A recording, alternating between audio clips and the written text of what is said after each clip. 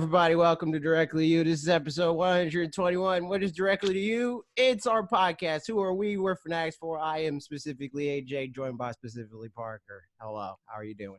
To keep this boat afloat, we got to do some housekeeping. You can support this channel and this podcast and our future endeavors on these very things by going to youtube.com/fanatixfour or twitch.tv/fanatixfour and giving us $4.99. And what do you get? You get loyalty badges, you get emotes, you get free Switch keys from time to time, you get gaming time with us, you get the supporters, you get access to our supporters only Discord where you can talk about all fun games and play Valorant. Apparently that's things that people do. It's also true. Play Smash Brothers. I'll play any Switch game with you if you want, or you could just join a regular Discord and hang out with everybody that talks in there. It's a good old grand time. Also, you can join the supporters only Discord not only by giving us $4.99, but also if you have Amazon Prime, you can link it to your Twitch account, get Twitch Prime, you get a free subscription. I always forget to mention that, but I'm mentioning it now. Nice. How you doing, Parker? Hey man, doing good. The week's done. We had the Treehouse today, which we'll get into later, but it happened, so that was a thing. Yeah. Otherwise, it's the weekend, you know. You playing any stuff. Video games? Yes, I am. How dare you? It's quite offensive to most, but no, yeah. So I played some games this week. I finished up Xenoblade. I'll get to that in a second. I've been playing some Clubhouse games. And then also existed. And then I also played Superliminal. I reaced out for a code for that. You'd probably recognize it from trailers or whatever. It's the one where like perspective shifts everything. So like you pick up a, I don't know, like a chess piece or something, and then you move and it goes. Yeah. That's Superliminal. So it's a puzzle game. And so I played that, and now I'm going to tell you about it. Yeah, it's like a puzzle game kind of thing in a similar sort of like within the Portal kind of puzzle game world where you're going through doing these 3D puzzle kinds of things. And there's not a narrator throughout in the same way that Portal is, but kind of. And the whole premise is that from the get-go, you're in, it's a dream state, but it's an induced dream state. But then it's like, oh, things are going out of control and you're not supposed to be in this dream. We don't know how to get you out, but like, I don't know, keep trying to dig deeper into your subconsciousness and figure this stuff out. I really enjoyed it. It's not super long. I beat it in one sitting. It was probably like 2-ish hours, which is probably, I mean, I never played Portal all the way through myself. I just played it at Portal's like somebody else's house. Longer than that. Okay, gotcha. Let's go to how long? Let's find it. Yeah, you do that, and I'll keep telling about it. But yeah, I thought it was good. If you like the Portal game experience, that kind of thing, then it's good. It's first person things, and like definitely has some.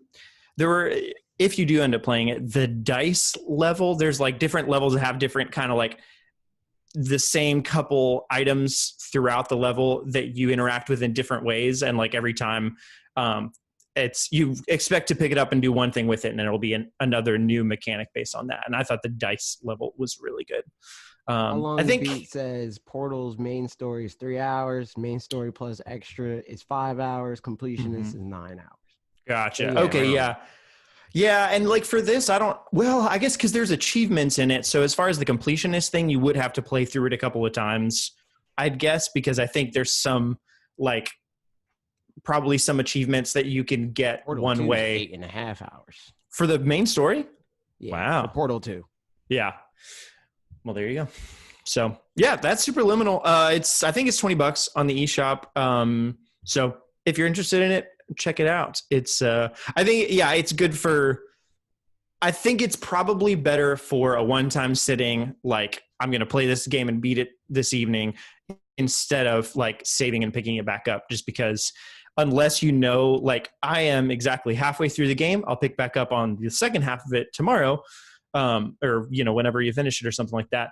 Or just like played a specific it would be really easy to accidentally be like, oh, I played an hour and a half of it, and then the next sitting is like, oh, I just finished the game accidentally. It's done. Yeah, which that's what I did with SteamWorld Dig 2. Pretty much like I'd put that game aside for a while, picked it back up, and I was like at the end. I was like, oh, okay, well, there's that. So yeah, I mean, but yeah, we should probably not right now because I don't want it to be like the main story, but we should probably talk about the price of games situation. Yeah, there's a Q&A about that, so we can just pull that up in the news topics if we want. Yeah, because I thought about that too, and I was like, it's kind of from 2 weeks ago, but whatever. So, but yeah, that's Superliminal. There it is. I told you all about it, and I also finished Xenoblade Chronicles Definitive Edition, and it was good. Yeah, did you finish the world the what is it called, the something connected? Oh, Future Connected? No, I haven't even touched that. I'll do that at some point. We're probably after just a bit more of a break from things. Yeah, and like I played Xenoblade Chronicles 2 back in the day, and then this now, and I've been talking to Max about it in DMs and stuff. Some that you were also in, and I was like, I'll just DM Max separately because AJ doesn't care. It doesn't matter. I don't. And I don't get notifications for every single DM, so I wasn't getting like blown up. Nice. Yeah, I liked it. I didn't like it as much as Xenoblade Chronicles 2, but again, with Xenoblade Chronicles 2, I really was like, everybody was experiencing it for the first time ever, and somehow that changes my mindset about things. And so like I was just playing it more slowly because I didn't have a channel to do things on and all that.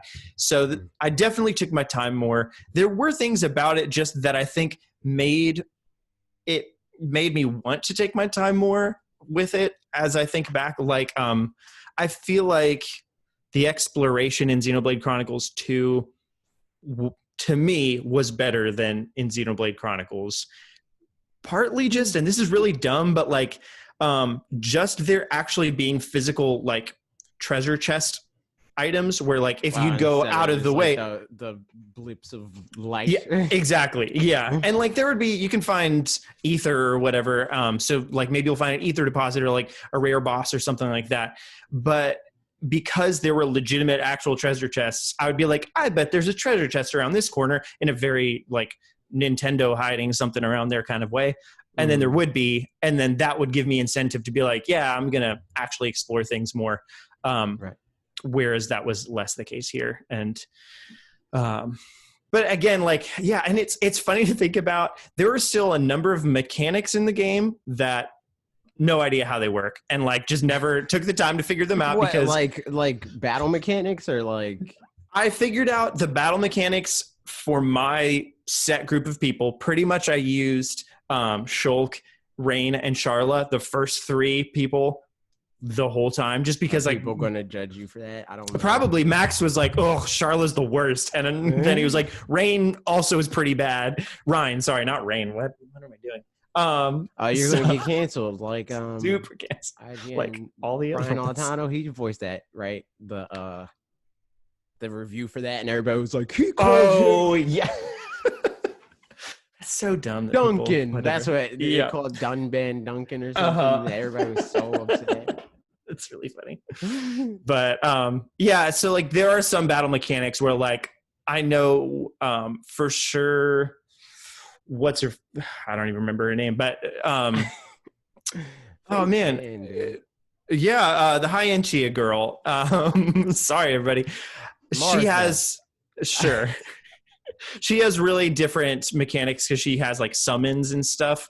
And I just never really took the time to figure out how to use them. And then also there are like most of the overworld collectibles that aren't quest related ones.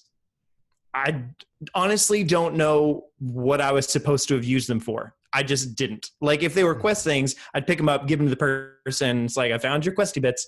But then I think you can trade some stuff with some people, but I didn't always want to trade stuff with people because I was like, I don't know if I need to use this for something else down the road. Maybe that's all I was supposed to use it for. Maybe I was only supposed to sell them. But it's kind of like when you're playing Pokemon, you're like, found a pretty feather. Before you know for sure that a pretty feather is just something you sell, or a nugget is just something you sell.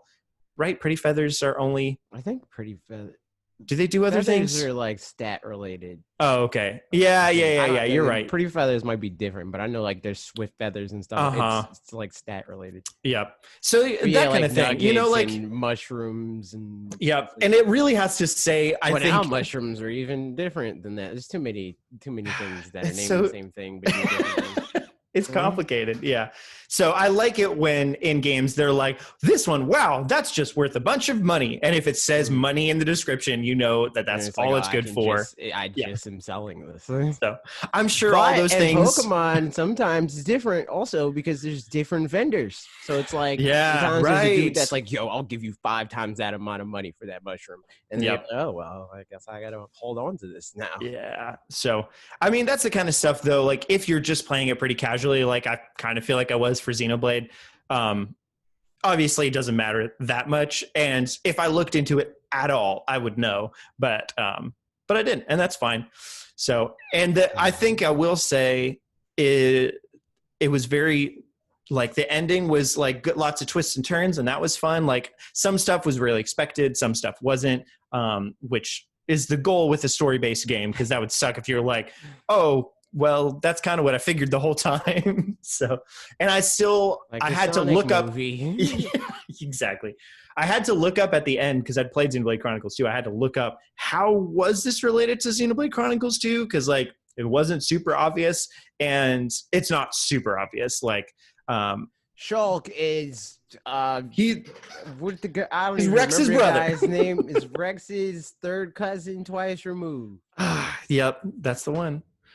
So I just dropped something. But that's it. That's what I played. I also played some Clubhouse games because it's real fun. And beating it in a long time though, but that's because some of the games, yeah, right. Some of the games against the CPU is like super easy no matter what difficulty you play it on. And some of them, like I cannot beat on the 6-ball puzzle one, which is kind of like a Bubble Bobbles, not Bubble Bobble, the Mario Kart 9 mini game. It was Mario Kart 9 mini game. I talked about it in my video. No, what? Fake fan, dude. It used to be a Mario Kart 9 mini game, the one with all the things on the wall. Are you talking about that puzzle game? Thing? No, I'm not. Which one are you I don't think. I'm thinking it's I mean it's kind of like a Candy Crush sort of situation. Yeah, that's the Mario Kart 9 one. Yeah. Oh, I just didn't play with the Mario Kart 9 skin. Shooting the balloons thing for a second, like the Olympics sort of deal. Nope. No, I know that's the Mario Kart 9 one, or one of them. There's multiple ones that came from Mario Kart 9. But yes, that's what it is. When you say Mario Kart 9, I mean Mario Party 9. Okay. Mario Kart 9. I was really confused. I didn't make the jump. Normally I'd be like, oh, you mean Mario Party, but for those things are very separate in my mind. So yeah, probably then, yeah. Mario Party 9. Yes. I was like, that game's not even existent yet. So I leaked it, dude. I leaked it. But that's what I've been playing. What you been playing, man? Smash Brothers. I'm still on the min grind, man, making everybody hate me, and it's great. Because like I was talking to Bob because I was just playing people online. Yeah. Like in Elite Smash and stuff like that. And I have never, and I'm like, I think I'm like way better with Pokemon. Like I can handle myself in more situations with Pokemon Trainer than I can in Min. And that'll probably be the situation forever, if not for a very long time. But I have never in my life made so many people rage quit so consistently, so fast ever in my whole time playing this game. This entire franchise, but I'll kill somebody in one string with Min because she hit you with the dragon and then that'll combo into like or not combo, but somebody's like if you get hit and you fall and you don't tack the ground and like get up at the right time, or if you tack and go the wrong direction, you could just get hit again. So like they'll get hit in like a string where it's like you'll get hit by the dragon, the laser beam, the dragon again, the laser beam, and then switch to Megawatt and then just die. So then it's like they get hit with that combo where it's like they start the freaking announcer dude says go, you get hit 4 times and you're just dead. Like in the first 15 seconds. So they're like, all right, I don't even want to play anymore. And then they immediately just rage quit. And it's just like, man, that's wild, dude. That's really fun. Do you feel like I can't completely blame them because I would be mad too, but at the same time, You shouldn't have missed the tech. Like, just press the shield button, dude. It's not that True. hard. Come on, people. Do you feel like, are you running into people that seem to have a defense against Min figured out at this point? Yeah, I think there's some characters that just hard beat Min, and she can't really do anything. Like Pikachu freaking destroys Min. It's not even close. Like if you lose with Pikachu against a Min, you're just bad. I'm sorry. Like you're just not good at the game. Like it's not even a thing of like, oh, I don't know the matchup. No, you're bad at the game if you lose against a Min as Pikachu. That's just a hard fact. Yep. But outside of that, it's like I feel like Fox is like a 50-50 because Fox can just die, but she can also just die. Like if you get hit with Megawatt and your Fox, then you could just get hit with one of those combos and then just be done. He doesn't fall out of as many things as Pikachu does because he's like slightly bigger and he's also a fast faller, so it's easier to like combo him. But it's mostly characters like that, like really fast rush down characters that are relatively small. Yep. I thought Falcon was really, Falcon's like one of those matchups that is like not as easy for her, but he's not as bad as I thought when I first picked her up. So yeah, it's mostly with Sakurai said, but Sakurai also kind of exaggerated the situation where he was like, she loses to like small characters and stuff like that, and it's like to a certain extent, but like if you hit Jigglypuff, she's just dead. Yeah, there it is. Well, nice. And that's about all you're playing? Pretty much, yeah. I always play like little stuff here and there, but like it's mostly Smash Brothers. I played some Pokemon too. Nice.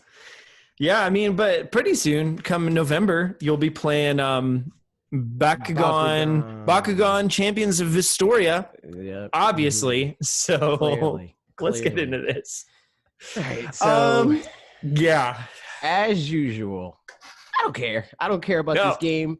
I feel no reason to defend the existence of this game, but I think the reaction to this game is unwarranted. Just depends on whose reaction, because some go on. I think getting mad about this is stupid. Yes.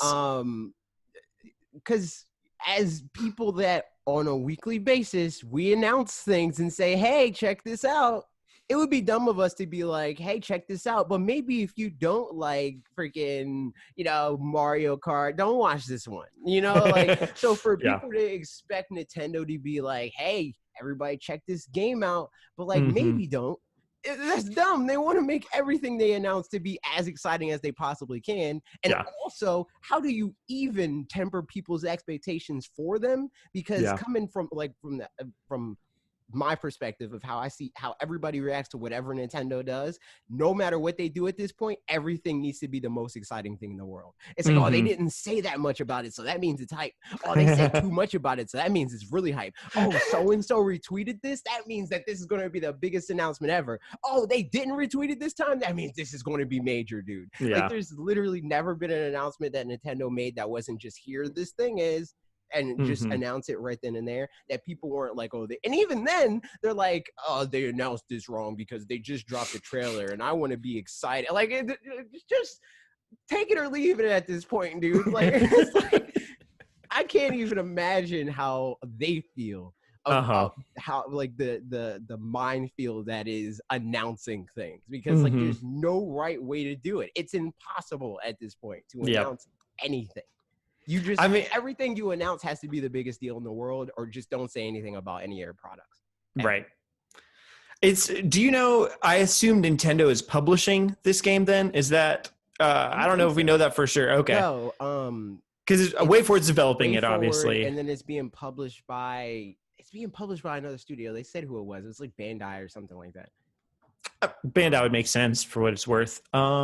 Might say in this. Oh, Warner Brothers. Yeah, it is Warner Brothers. Yeah. Interesting. They're publishing it. Yeah. Honestly, I think it's the only safer thing than anything that they did would have been just to not put it in here at all. And obviously they wanted it in here. So and to some degree, I don't know that maybe they didn't want to do the Treehouse without having something to announce too, because just a Treehouse on its own kind of maybe would have felt lackluster or something.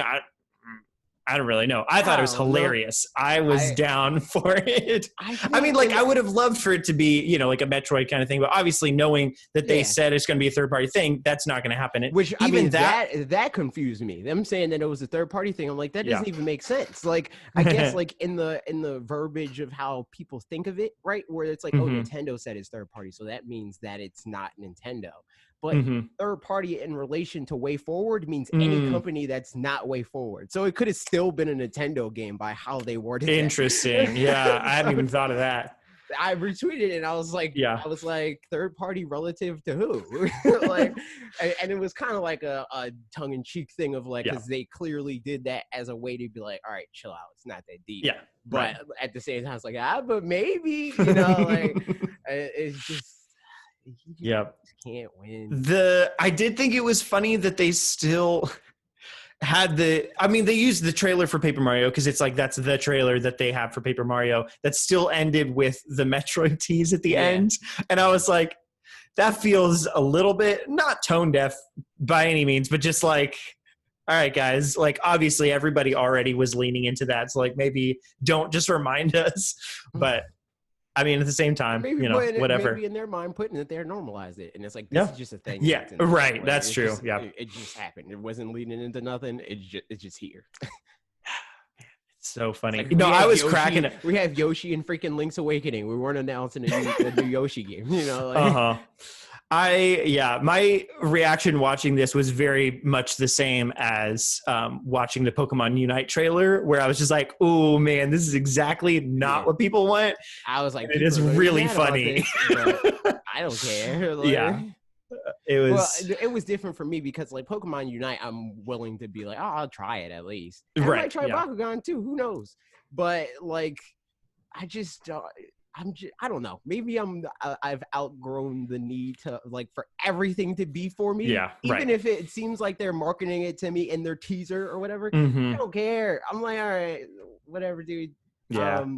I'm gonna go back to playing Smash, I guess. I think that is the thing. Is like that we don't know more Nintendo properties past Paper Mario is why people are even more starved than normal for finding out what things are coming out this holiday season and all that. And obviously, I mean, I still think there are going to be games this holiday season. So I'm not like whether they announce it now versus with this later, reaction, it would be dumb of them to announce anything because they can't guarantee anything. So for them to be like, hey, in November, dude, this is the game that's coming out. So everybody gets super hype about that. And then when they're like, oh, we got to delay it until March 2021. People are like, they lied to us again. It's like, what do you do? What do you truly do? I really do wonder what this year would have been like.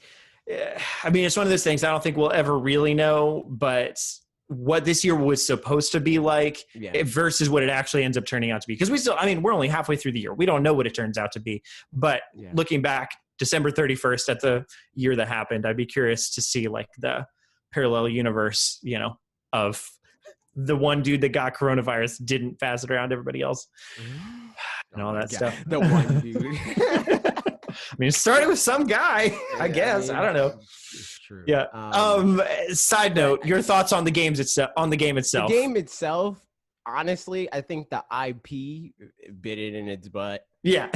More than anything, because like Bakugan looks like some nerdy JRPG crap that everybody would be fawning over if it was just part of a Nintendo Direct and it wasn't called Bakugan.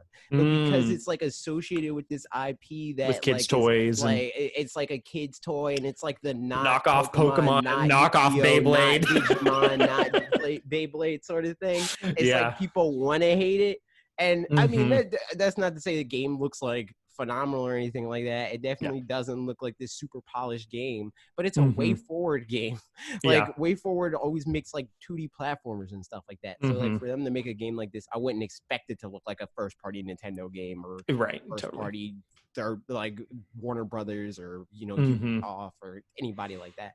I don't know. I just think that people wanted to give this game crap because of the IP more than anything, which is ironic. It's like, I mean, it definitely made it funnier, for sure. I did think it was funny watching the trailer. The one battle I watched through the first battle, and then I was like, all right, I'm good. I got the idea. I'm gonna get back to work. And and he very nearly lost, which would have been quite funny. Like, even would have made the whole thing even better.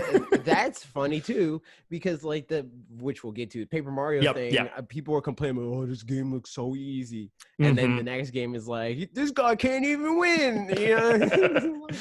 Yeah. So that's stuff. So we do have a Q&A that I pulled up here from Pocket, who asks, hey, so I appreciate that Nintendo is tempering expectations for their online presentations, but did they really need to mention the new game from WayForward? It's like they wanted to build up hype and then canceled it out by explaining that it's not based on a first party IP. I think that, like, so if they were to do that, right? The way that they did, because we don't know like the inner workings of this. They could have had a deal where it's like WayForward is like, yo, we got this game that we want to announce, and you got to put it in your thing, and then we'll do X, Y, and Z. It's an exclusive, so that sort of thing.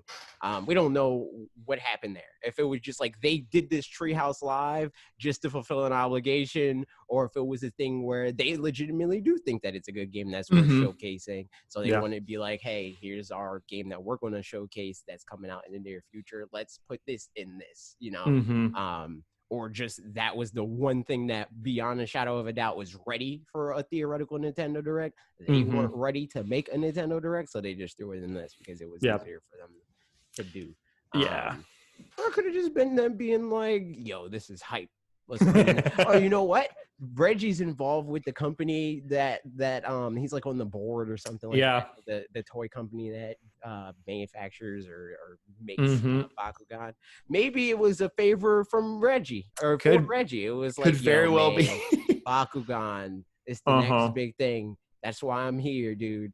I mean, that kind of a thing is definitely like, it seems to be a possibility in any case, in the similar way to, we didn't get barely any EA games on the Switch, and funnily enough, now Doug Bowser is the CEO of Nintendo of America, or president or whatever, and he used to work at EA, and now we're getting all these EA games, which could also be like EA's like, all right, finally, like, we know Switch is doing well, we should do things, but also very possible that it's just like, hey, come on, I used to work when there. You know a guy, it's easier to get conversation. Absolutely, yeah. So, and I think probably, I hadn't even thought about that, but I could definitely see, because it's Warner Brothers published as well, that they, I don't know, I mean, not that I know anything about Warner Brothers, but I feel like WayForward would be more like, I don't know, would bend over backwards more than like Warner Brothers would be like, let's put something on paper where we make sure that we're in a presentation or something, that it's in a direct, like you said. And then in that case, thinking about it too, even if there is, rumored Nintendo Direct for July or something, I can't imagine it being a regular Direct, and probably it's not a Direct. It's just like a Nintendo presentation of some, like a Mario 35th anniversary thing or something along those lines, where they already told third-party companies purportedly a couple of months ago, like, just go ahead and announce your stuff. So if they were like, we're going to put this one third-party game in our Direct, but we already told everybody else to announce their stuff, then that would be like not the best. So this does seem like a way to, like you said, possibly fulfill some obligation, because like, it's a Nintendo thing, we can just stick it in there.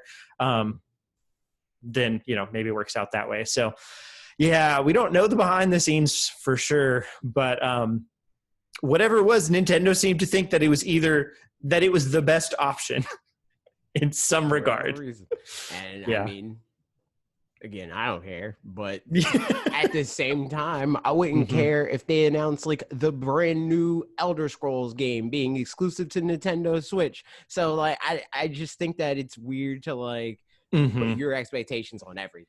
Like, I don't care about this thing, so that means nobody cares, or even the people in our little echo chamber that also don't care about this thing and are mad that it's in there or whatever. Like, I don't know, man. I'm not a freaking 11-year-old child. I don't know how popular Bakugan is. That could have blew their mind.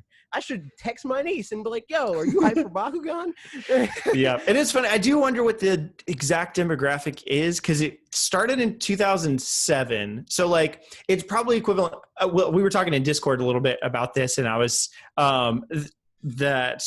Duncan, Cowboy, and I were all saying, like, that we were into Beyblade in its prime in like 2002 or whatever. And Justin was like, I was not into it. Maybe I was too old. And he's only like a little under 4 years older. Yeah, he's 32 and I'm 28. So, but he was like, yeah, I would have been 14 at the time and I felt too old for it. So that said, like, I wonder, so by the time 2007 came around, I definitely didn't care about Bakugan, but some kids did, so what's that demographic and do they care? And I don't know, it'll be interesting to see, but nevertheless, it happened. It was a fun time, but let's talk about the actual Paper Mario Treehouse and also just Paper Mario in general. It's coming out in a week. So any expectations, thoughts based off of that, or all the above? I'm down, man. Like all the discourse around the battle system, I really don't care because that's not why I'm playing Paper Mario anyway. Like never have I ever been like, yo, in any Paper Mario game, the battle system is like so engaging and it's so difficult and challenges my mind and my faculties as a human being or whatever, right? Like it's there. I care more about like the world and how the characters interact and all that stuff. Like that's the part that matters to me. I think the battle system looks more interesting than it did in the last 2 games or whatever. It doesn't look like it's the hardest thing in the world from how they played it, but that's kind of the point of a lot of these demos. Like they're supposed to look like they know what they're doing, Yeah. Like if they did lose, people would be looking at them like the Bakugan thing or hit hard. Yeah. Like this is impossible. I get hit every single turn or whatever, right? Yeah. I don't know. I don't think it would look as great. At the same time, I get people like, what's the point of doing battles if you don't get experience or whatever? But I don't know. What do you get? You get like money and items and stuff like that if you win. So it's kind of like around the same idea as getting experience, because the more money you have, the more power you have in battles because you spend money to get your freaking fan base riled up in the attack or whatever, right? So it's kind of like the same thing, different package. It's like just because it's not called EXP, it's like, oh, this is lesser than because it's not RPG enough for me. So yeah, it'll be. I'm still in the same camp that I was before, where it's like I'm interested. I'm not like freaking frothing at the mouth, like, oh, I can't wait to play Paper Mario. Yeah, but I'm down. I'll play it. Yeah, I mean, it seems like probably for most like RPG fans, this kind of stuff is disappointing because they are coming to it for the battle system or whatever. Whereas for, the people that are more interested in just, like you were saying, the world and the story and all that kind of stuff, it's like might as well not necessarily be super complicated battle stuff because that's not where you want to be spending your time anyway. For me, for what it's worth, I don't even know where most Paper Mario fans are situated in that conversation. Like, are most Paper Mario fans RPG fans, or are they Paper Mario fans? Where it's like they care about like the writing, because that's the thing. Like, Paper Mario, I feel like the one thing that's consistent throughout all of them is the world, the characters, the charm, and stuff like that. The only thing that does change consistently is the battle system. So, like, if you're a Paper Mario fan, then I don't know if battle system could be the thing that like you hang your hat on. Like, of course, there's fans of the battle system, but are those necessarily the same thing as being like, this game is for Paper Mario fans? Right? Yeah. I don't know. This will be my first Paper Mario. So, and I think, like you said, as far as the EXP and all that stuff, it's probably, it's a question of seeing how all those mechanics, the money, the confetti and all that play together, that power-ups that you get that you're able to use. Because like I can envision for myself, if this ends up playing out the same way that most RPGs do for me, I will end the game with gobs and gobs of money and gobs and gobs of items that I don't actually use. So like it would be, and I can't really see them implementing something that'll make me need to use that more than I normally would, because like that just means that it would be that much harder, to use those things. And I don't think they want to do that.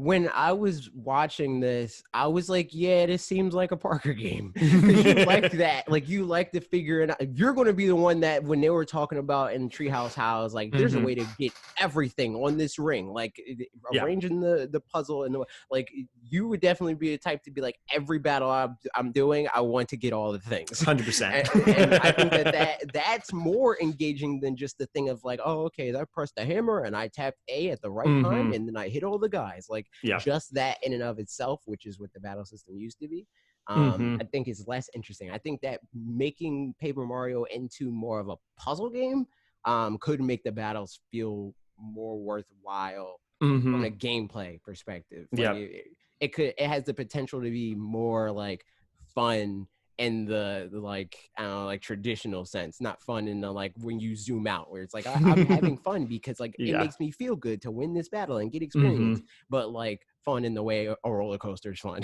Like that kind of comparison.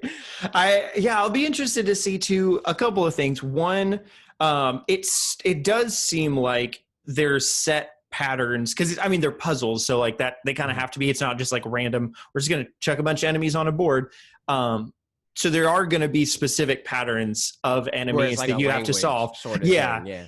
I wonder, and I hope that as you go further into the game, there's going to be more and more of those so that like the puzzles get harder as well, which means otherwise there's an element of just like, once you know the 3 different configurations, you know exactly what to do. And it's just like, oh, okay, this is configuration C. Yeah, and then you just do the thing. Yeah. So I'll be interested to see that. But then also, the thing that the demo didn't show because they were doing a good job in the battles and all that is the like stakes or whatever of like what doing poorly. Yeah, because that was the thing that a lot of people were talking about before this. They're like, well, I'm kind of bummed out that this isn't turn-based. And then the first thing you see when they start a battle is it says Mario's turn. And I'm like, if this isn't turn-based, then why does Mario have a turn? You know, like that was I saw some people making that comment too, and I'm like, it definitely is turn-based. It's different. Like it's not the same.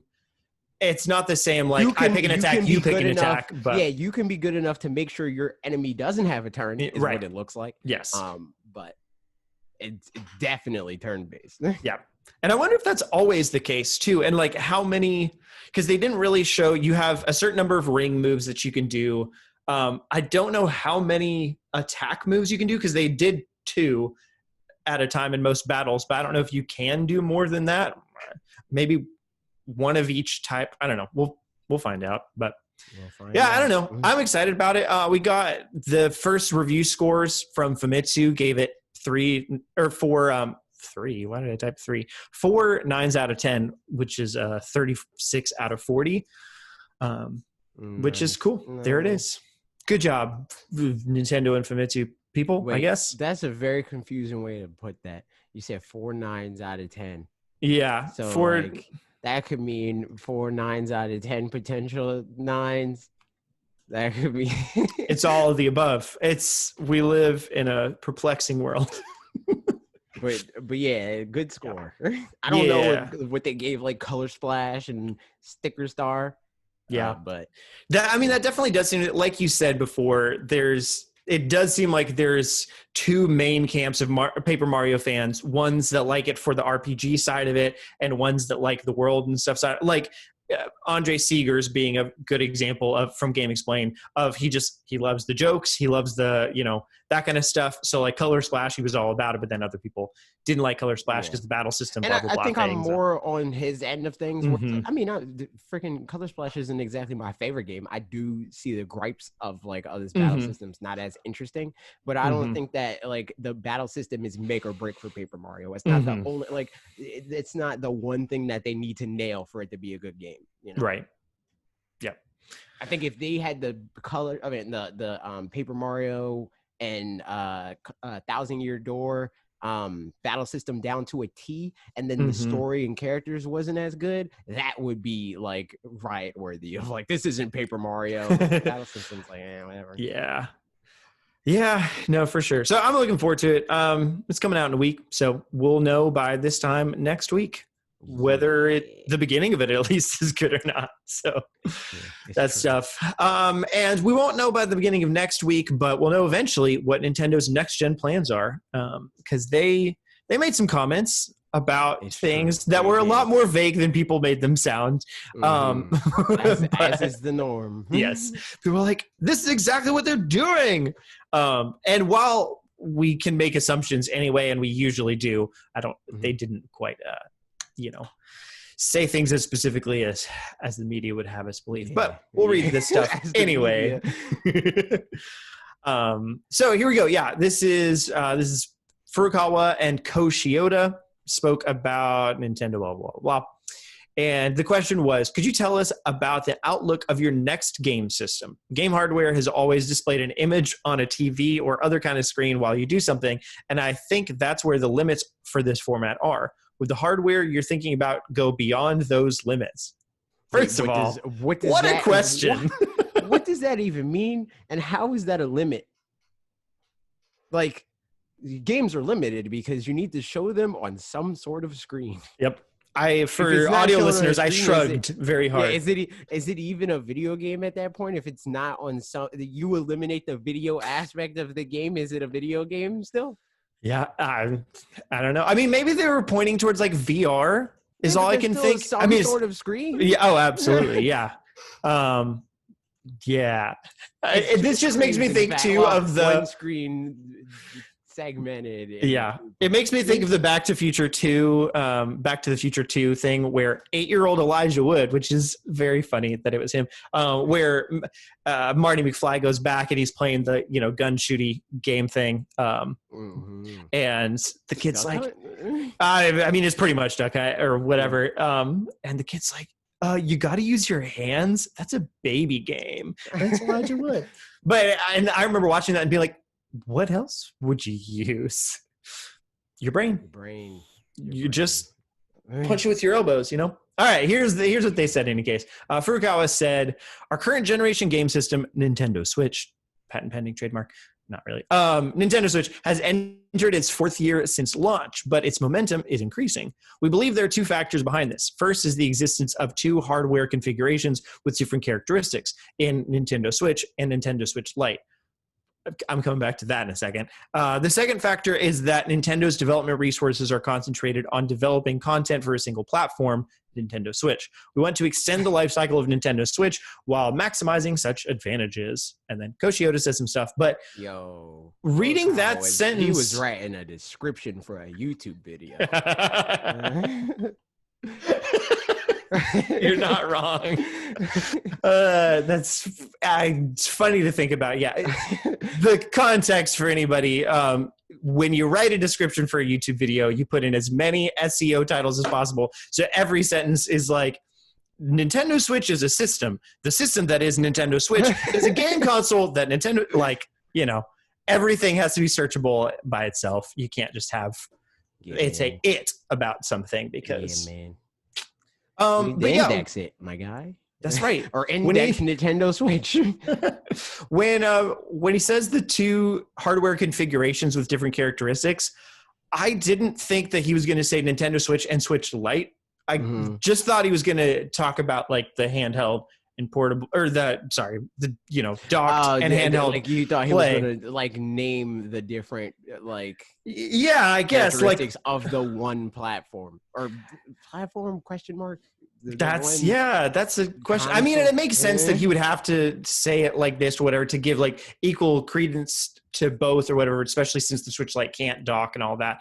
But it is, I don't know, something about that was just funny and not quite what I expected. But it does make sense that he wouldn't just be like, the function, the switchability of the Switch is really important because Switch Lite can't do that. So they can't be like, I don't know why that one's doing so well. Yeah, and it's not really like, I don't know, wording that like different or saying that they're different is not, it's kind of underselling the regular Switch. Right. The regular Switch has the functionality of the Switch Lite. That's also the original Nintendo Switch. So yeah, I agree. So that was kind of weird, but it's very PR speak at the same time. So, or not even PR, just marketing speak. So whatever. And then Ko Shiota goes on to say some more things. He says, in addition to the performance aspects, higher technical specifications, for example, Nintendo's dedicated video game platforms are developed with a focus on providing a comfortable environment for consumers to play fun software.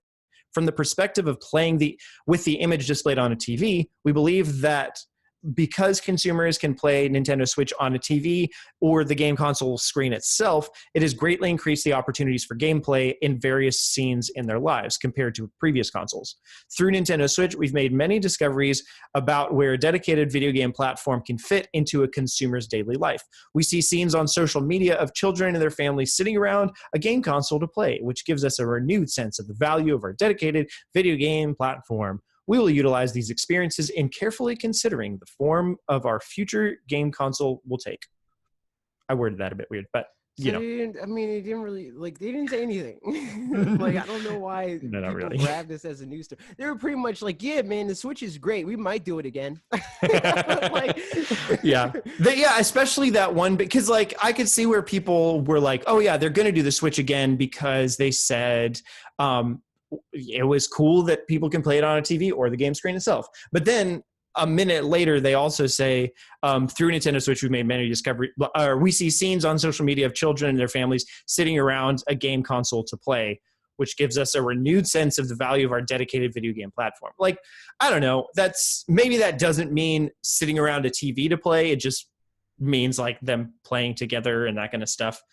But it basically, like, it sounds like they're leaning towards doing Switch again, but them saying we'll be like considering all of this when it comes to our future game platforms. Like, of course you would. Like, they would. Like, if somebody asked them this question about Wii U, they probably would have said the same thing. Yeah, less right. glowing about how the Wii U is doing, obviously. Right. But like, we see the strengths of this, and we'll consider them when making our next. Yeah. Like, I feel like they always do that. They literally always do that. Where their last console informs their next one some way. I think the one thing that is true, no matter what, is that their next console will still have a TV and a handheld system to it, whether or not that includes actually switching between the two.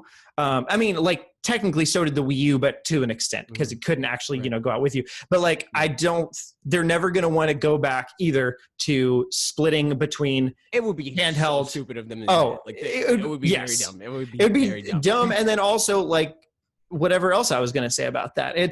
Pretty much, they're never going to want to do that. And they're not going to want to give up their handheld line, because that's where, they've got the upper hand anyway. Always been in the handheld market. Yeah. So for them to because they've had successes in home consoles, obviously, but those are the anomaly at this point. Yeah. Like, they've never really had a failure in the handheld market. Right. But they've had a few in the home console market. As far as like, if we're looking at it, how every other console manufacturer looks at their consoles, where it's like, to them the GameCube was successful. It might have not sold as much as like PlayStation 2, but it made them money, so therefore it was successful. But Wii U, on the other hand, like, lost them money. So they're probably not looking at it like it's successful. So like, for them to like meet in the middle, where it's like they get the benefits of the more powerful hardware and stuff like that, and then also the like easier to like sell for them, like to promote to people, the handheld aspect of it, I think makes a lot of sense. They don't have to like completely change their way of thinking when it comes to game development and say like, we got to be on the bleeding edge of everything, so we're going to have a console that facilitates that, while also being able to have increased capabilities technologically is a good middle ground to be at. We do have a Q&A that I pulled up for this as well, that has to do with this specifically. Julius Washington asked us on Twitter, based on Nintendo's recent comments, the ones we just read, which direction do you think they'll head in next? Will we see a true sequel to the Switch, or an incremental update a la 3DS to new 3DS? I think that what would be smarter for them to do is do like a full jump, like not do that incremental upgrade. But like, just looking at the market now and like how it feels like they're pretty, willing to pivot if they need to. Like, they didn't, they kind of wrote it out with Wii U and said, now we're going to have like a full on life cycle, but not really. Like, Nintendo usually tends to be like, okay, we're going to at least have like 6-7 years with this thing, right? They're like supporting it, whether we're supporting it alongside something else or not. But with Wii U, they kind of just like cut it off. They're like the hard stopped in 2016. We're like, all right, we're done. Like the next thing's not out yet, but we're done. I mean, I think there's a bunch of different aspects to it, but like on one hand, I think they also would be more willing to put more money into the hardware of, not to say that they didn't put money into the hardware of the Switch, but in the sense that like doubling down on making stronger chips with NVIDIA and stuff like that. Because like the Tegra X1, from what we are to understand, is pretty much NVIDIA's like, we got a whole bunch of these. We can just work together and use these ones. And Switch was like, yeah, man, sure. We'll use, or Switch. Nintendo was like, we'll use that. And so it was lower risk than they might be willing to do now, which means they could double down on power a little bit. And I do think like the lifespan of the Switch does depend a little bit on some creative thinking. Like, I mean, I go back to this all the time, but the whole them doing cloud gaming on the Switch, probably with xCloud or maybe something else, would buy them so much time, because like people are only going to, you know, like if there's some games that are just locked to being connected to the internet, there's already games that are locked to being connected to the internet, like Fortnite or whatever. And then especially if, you know, 5G hotspots or something become a thing on your phone, then like that wouldn't even be really an issue at that point. So like, I think if they're willing to bring some of that stuff into the Switch to buy them enough time to really like wait until they can make a big jump for the next console, then that would work out well. But that's even, but this is like one of those things that like people would get mad if I say that, because it's like you put that thought into my head and I do, like it's not that or whatever. But hear me out. It would be dope if they did a Nintendo Switch Online tier where that included some type of like partnership with like you know, a cell phone or whatever, right? Where it's like you get X amount of gigs of 5G data on your Nintendo Switch, not like a radio from 5G, like not like that, but like hotspots where you can connect to it through your Nintendo Switch. Yeah. I mean, it would have to be a ways out. Like, I don't know, because 5G is still, you know, it's working on. That's like, that's going to be like 1 to 2 years at the earliest. I have a friend actually that he works putting up 5G towers or whatever. And I was like, hey, so like, by the way, when is it supposed to happen? He's like, 5 years at the earliest that it would be like commonplace. Maybe as late as 10 years that it would be like ubiquitous like 4G is now. Yeah. Right. And I was like, that's a long time. So definitely we'll have a new Nintendo console. There's like, I think the thing is, it depends on where you live. Cause like they're going to prioritize like big cities and stuff like that. I can see like Philadelphia and New York. He's out in Denver. So like, they're like that. I can see them having like 3D 5G coverage. I was looking at the 3DS in the document or the word. 3D I can coverage. see them having 5G coverage in big cities like that, but for sure, like all like for them to have it in freaking Utah or whatever, you know, like that's going to be like 5. Yeah, and especially because like I mean, the thing he said too was that.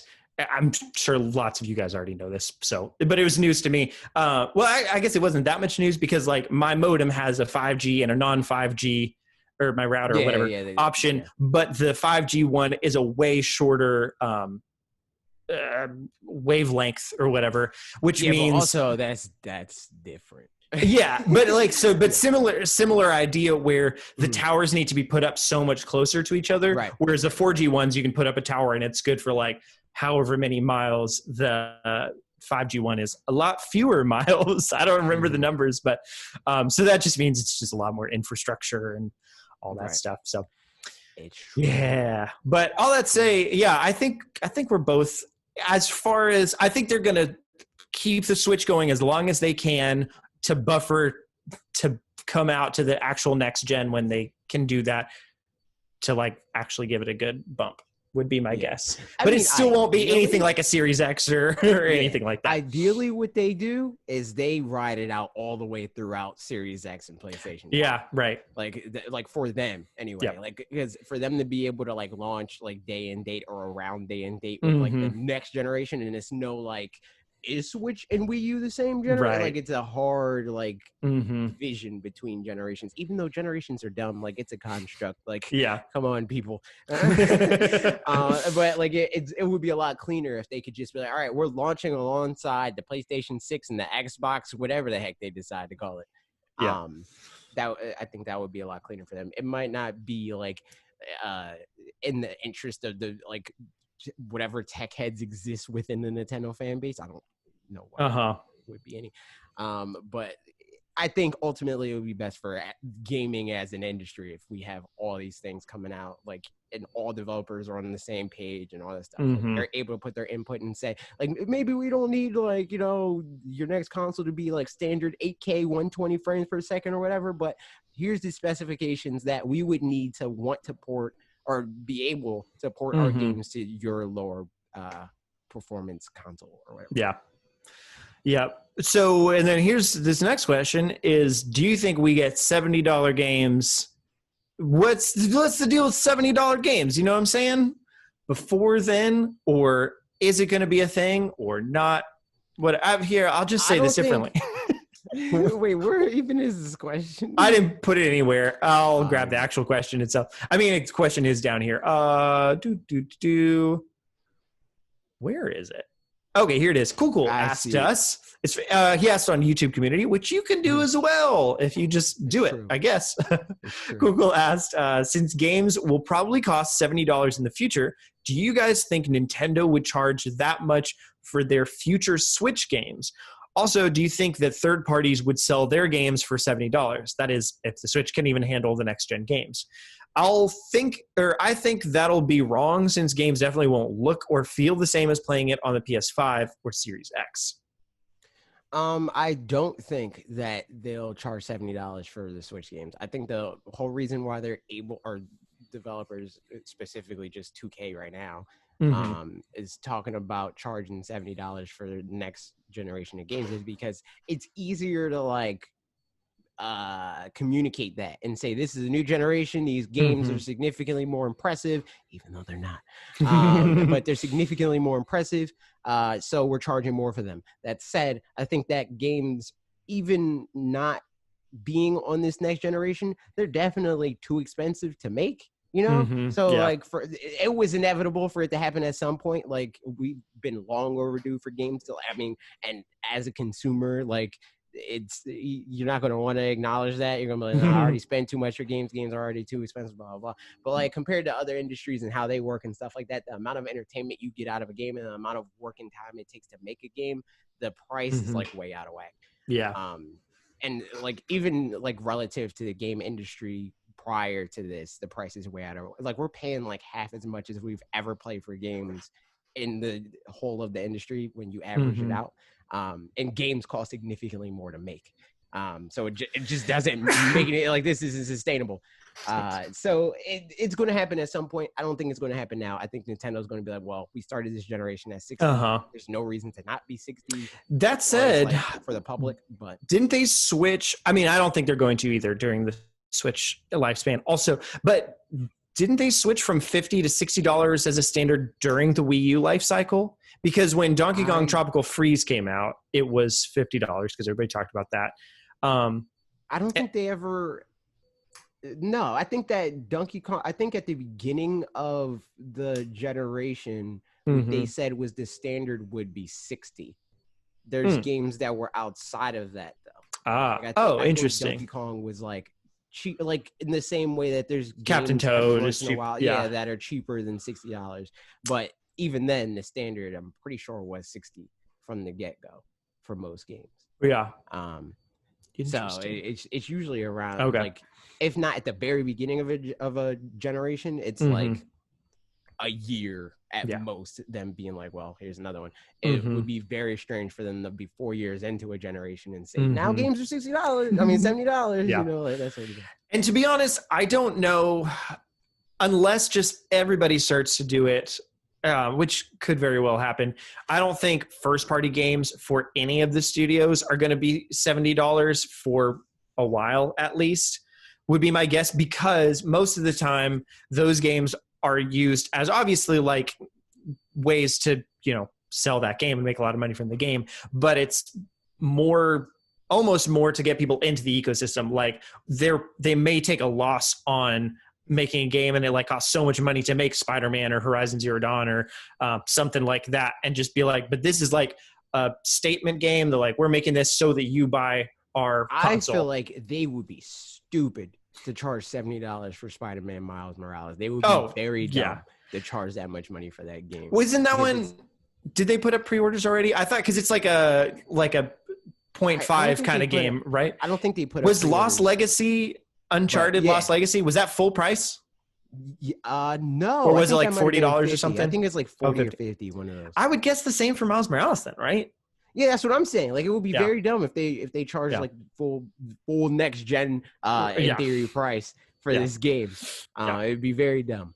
I don't know whether or not, like, I think it depends more so on how many other studios are thinking this way. Like, I don't know, because it's rare. We have one example so far. Exactly. So. But I think it's pretty rare for like third-party publishers to do anything like this sweeping without them knowing, like, okay, this is the general like consensus. Because like, and you see that everywhere, from first parties to third parties, where like it's not a coincidence that every time a new generation starts, the hardware is more or less the same between both companies, with differences like, oh, we have a custom SSD, you know, like, well, our CPU is slightly, you know, like that sort of thing. But it's all based on the same architecture. They're using the same manufacturers for this stuff, you know, like it's lateral thinking. It's like they're all doing the same things. The thing that will be gross, though, is that NBA is a pretty good example of a game that's riddled with microtransactions in certain modes. Like some modes, I guess not. I know this only from hearsay because I haven't played an NBA 2K game one time ever in my life. But I mean, it sounds like the like My Team modes or whatever it's called and all that stuff is like very microtransaction heavy. So if games are moving up to $70 but are still doing just as much microtransaction stuff, or it's just, if it's just as overt or something, then that will feel kind of gross. But I don't know, we'll see. But I mean, I think, like you said, we're due for a change in the first place. It would be great if there weren't one for our pocketbooks and wallets, but at the same time, it's probably inevitable unless they figure out other ways around it. So I don't know. The only way around it is also the thing that people complain about. Like, right. There's no way to get out of this and be okay. Because like, here are the options. Best case scenario for us is games get cheaper to make, and therefore cheaper, like, or the same price to buy. But then like people would be mad about that, because like people always expect more, but they don't think like, oh shoot, it costs more, you know? So I think that's unlikely. The other possibility is games cost the same, but microtransactions become even more ubiquitous than they are here. I think the only thing that's helping games potentially get cheaper to make in the future, and not across the board, but some of them, is the usage of the game engines. So like Unreal and that kind of stuff, and that those are getting a lot better and more fleshed out or whatever, which means that they don't necessarily need to put the same amount of time and R&D and development stuff into making their own engines, so that could be helpful, but that just won't be the case for every single game anyway. So I think that in some cases, like I think for like Nintendo, right? Like that'll save them time, because they're embracing more like third-party engines and stuff like that. But for most third-party developers, like that's not saving them any time, because they use those third-party engines anyway. Right. Yeah. Right. So, and I think that a lot of times when we think like, okay, this new technology is going to save them time, so games will come out faster. Nah, they're just going to use that extra time to make the game feature packed or whatever. In the same way that a lot of times we'll do the same thing. Like if we start early on a video, that doesn't then mean we'll be done with the video early. Most times it just means that we're going to do more to the video. So it's just like, it doesn't really work out that way. Like I think that they're going to, there's things that will save them time and in some ways cost, but then they'll just like get back to that standard budget in other ways, you know? Right. It is funny to think though, like, so what all Nintendo games are Unreal Engine for? Yoshi, Was Link's Awakening? That was Unreal Engine, right? I think there's like it's Speculation debated. that it is. Yeah, Yeah. it's like Because debated like that most it of is them, or they isn't. can take out, you can pay to have that removed or whatever the Mm.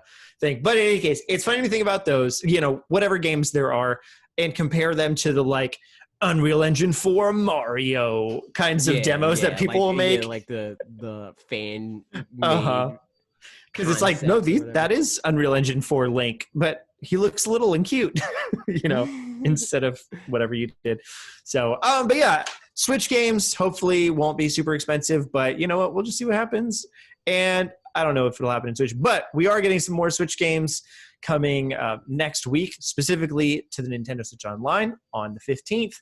We're getting Donkey Kong Country and Natsume Championship Wrestling, both SNES games, and The Immortal from NES.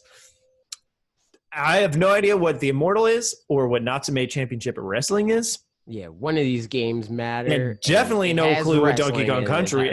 Yeah. Yeah. But no, that's cool that Donkey Kong Country's coming. Hopefully that'll be the start of more of them coming. Donkey Kong Country 2 and Donkey Kong Country 3 Mm-hmm. and nothing else. Donkey Kong Country Returns. Just slap a Wii game on there. Put that. Be like, this game was on the SNES engine. Yeah. So there you go. There's that for you. Nothing crazy, but it is what it is. It's true. Any thoughts? It really is. I'm down. I haven't played that SNES game that much. Yeah, I'm actually. It feels like something that people would forget. I mean, like most things, they're like, "Why aren't SNES games on here?" And then I literally never see anybody ever play them ever. Yep. Like, I was literally just the thinking thing the you other played day. the first day, and then never touch it. Yeah. Now that I've finished Xenoblade Chronicles, and I'm like, oh, I don't really have a specific game that I'm playing. So I was like, I'll hop back in and play some of those games because I'd like to. But then Paper Mario's coming out this next week. So if I don't have time to play it between now and Friday, then we'll just see, you know? So that's that, y'all. That's all the news bits that we have for this week. But now we get to the next segment that we do every time, which is we make videos, one each a week. And you guys leave some comments. And sometimes they're the best, and sometimes they're just even better. No. But yeah, we like to talk about those. So here we go. So I made a video on pretty much all the Nintendo Switch Pro options. For the Nintendo Switch Pro, every single one. Every single one. If you even unturned. Nope. No other possibility exists. And as I mentioned on Twitter today or yesterday or something, there was a big slew of like a range of comments, and I picked some from the whole rainbow that's being represented here. So it'll be fun. So starting off more positive and then getting more negative at the end. Andreas Shimby said the Nintendo Switch Home but better example is the most exciting prospect for me and the most likely given Nintendo Switch's family of systems is looking. Yeah. Was the Nintendo Switch Home the one that was like Wii U? Was it that was one? This one, yeah. It was the Nintendo Switch Home but better one was pretty much that you would still have a screen with it that came with it, or like a tablet that came with it that doesn't have a processor but is used as like a controller or whatever, and or you could use another Switch or a Switch Lite as a controller for it. Because that would be dope. It's true. I feel like that one would like make developers mad though. I think that's the thing is the non-Nintendo developers, because I think Nintendo developers like having weird things to solve for, where it's like, we get a new toy to develop around, but other developers like, we can't just make the same game. I mean, I think, and for this, I didn't really specify anyway, but more like that there would be an optional tablet to use for times that would be needed, like in Clubhouse games or Mario Maker or something like that. But that usually you would it would still come with Joy-Cons or a Pro Controller or something like that. So you just use those most of the time. So, and like, I think it would be cool to be able to use a Switch Lite as a controller for it, which also that would be cool to do now anyway. Like maybe that's possible, but I'm almost positive that it's not. But like if I have a Switch and you have a Switch Lite and we want to play Smash and I just have my controllers, like it'd be cool if the Switch Lite could just be used as a controller for that when it's docked. But I mean, it's probably possible, but probably with some hacking. improbable. Yeah. Oh yeah. So there's that, but it would be fun. McMahon says, "Yay! Something to put in the Discord when people ask about it." Thank you, Parker. Personally, I think if they did a Switch I don't Pro, get it. What are you talking about? Oh, when people, I think people are like, about... "Are they going to do a Switch Pro?" And then he can just be like, "Here's this video." Yeah. So you're very welcome. He said, "Personally, I think if they did a Switch Pro or XL or whatever else." So specifically, I think like the still handheld, exactly what people usually think of with the Pro. Yeah. And they made it more powerful. Something will have to give, whether that's the battery life being reduced significantly to play games at 1080p, 60 FPS, handheld, or it's purely a docked Switch, which then takes away from the ability to play it on the go, and pretty much what you talked about. I really don't see the... I don't know if that's true. Go ahead. Because like advancement in processors doesn't really work like that. Like, I think a lot of times things get more powerful because they're more power efficient. Mm-hmm. So like you save battery life or keep it the same and also increase it. Yeah.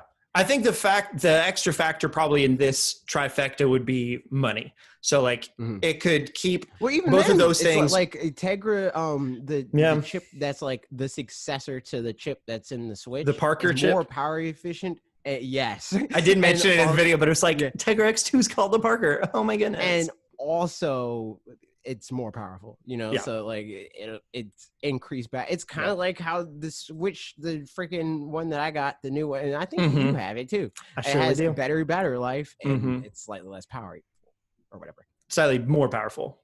Yeah, I mean, slightly more powerful. Yeah, it doesn't use it, but it's there. Yeah, it doesn't use it for anything, but it's there. I think it uses. Yeah, exactly. So, and then continuing on saying, I really don't see the point of a Switch Pro, as the whole idea around the Switch is being able to play on the go or at home.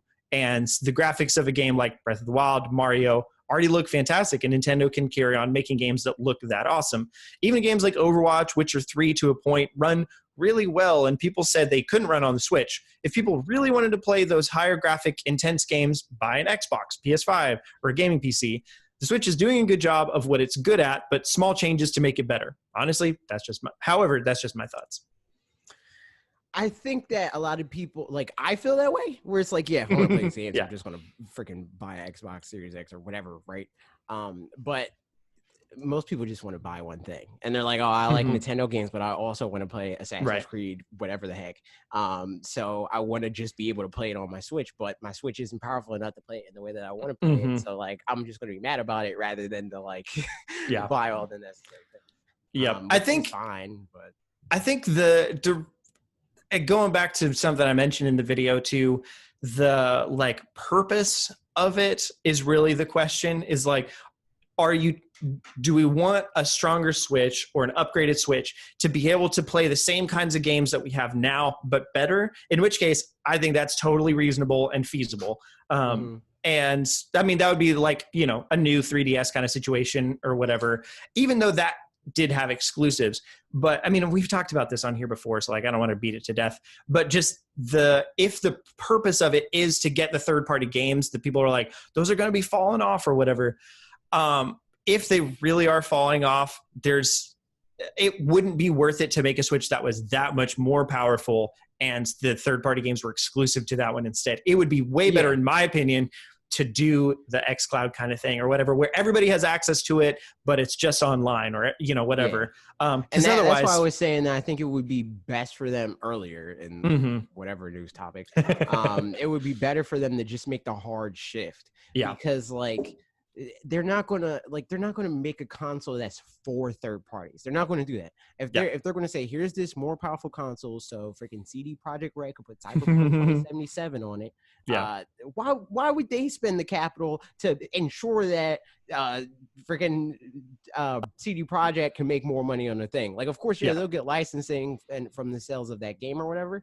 But like, if their developers don't first and foremost think, hey, we need more powerful hardware, or we want the hardware to change in this way, or have these buttons or this feature or whatever, right? Like that's what motivates them to make their next thing.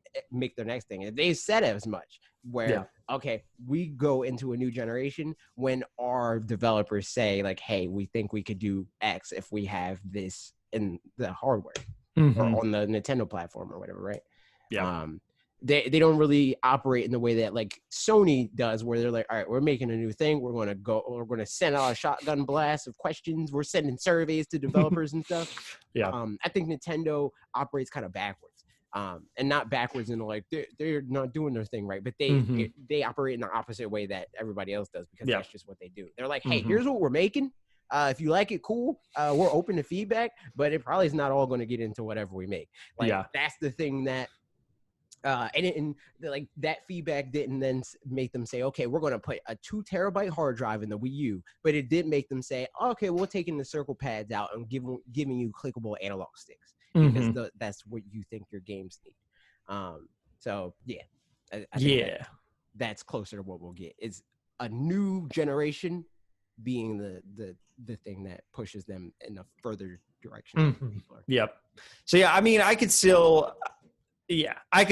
the small step forward kind of thing, same form factor, whatever. It's a harder marketing push, I still feel like, especially right now.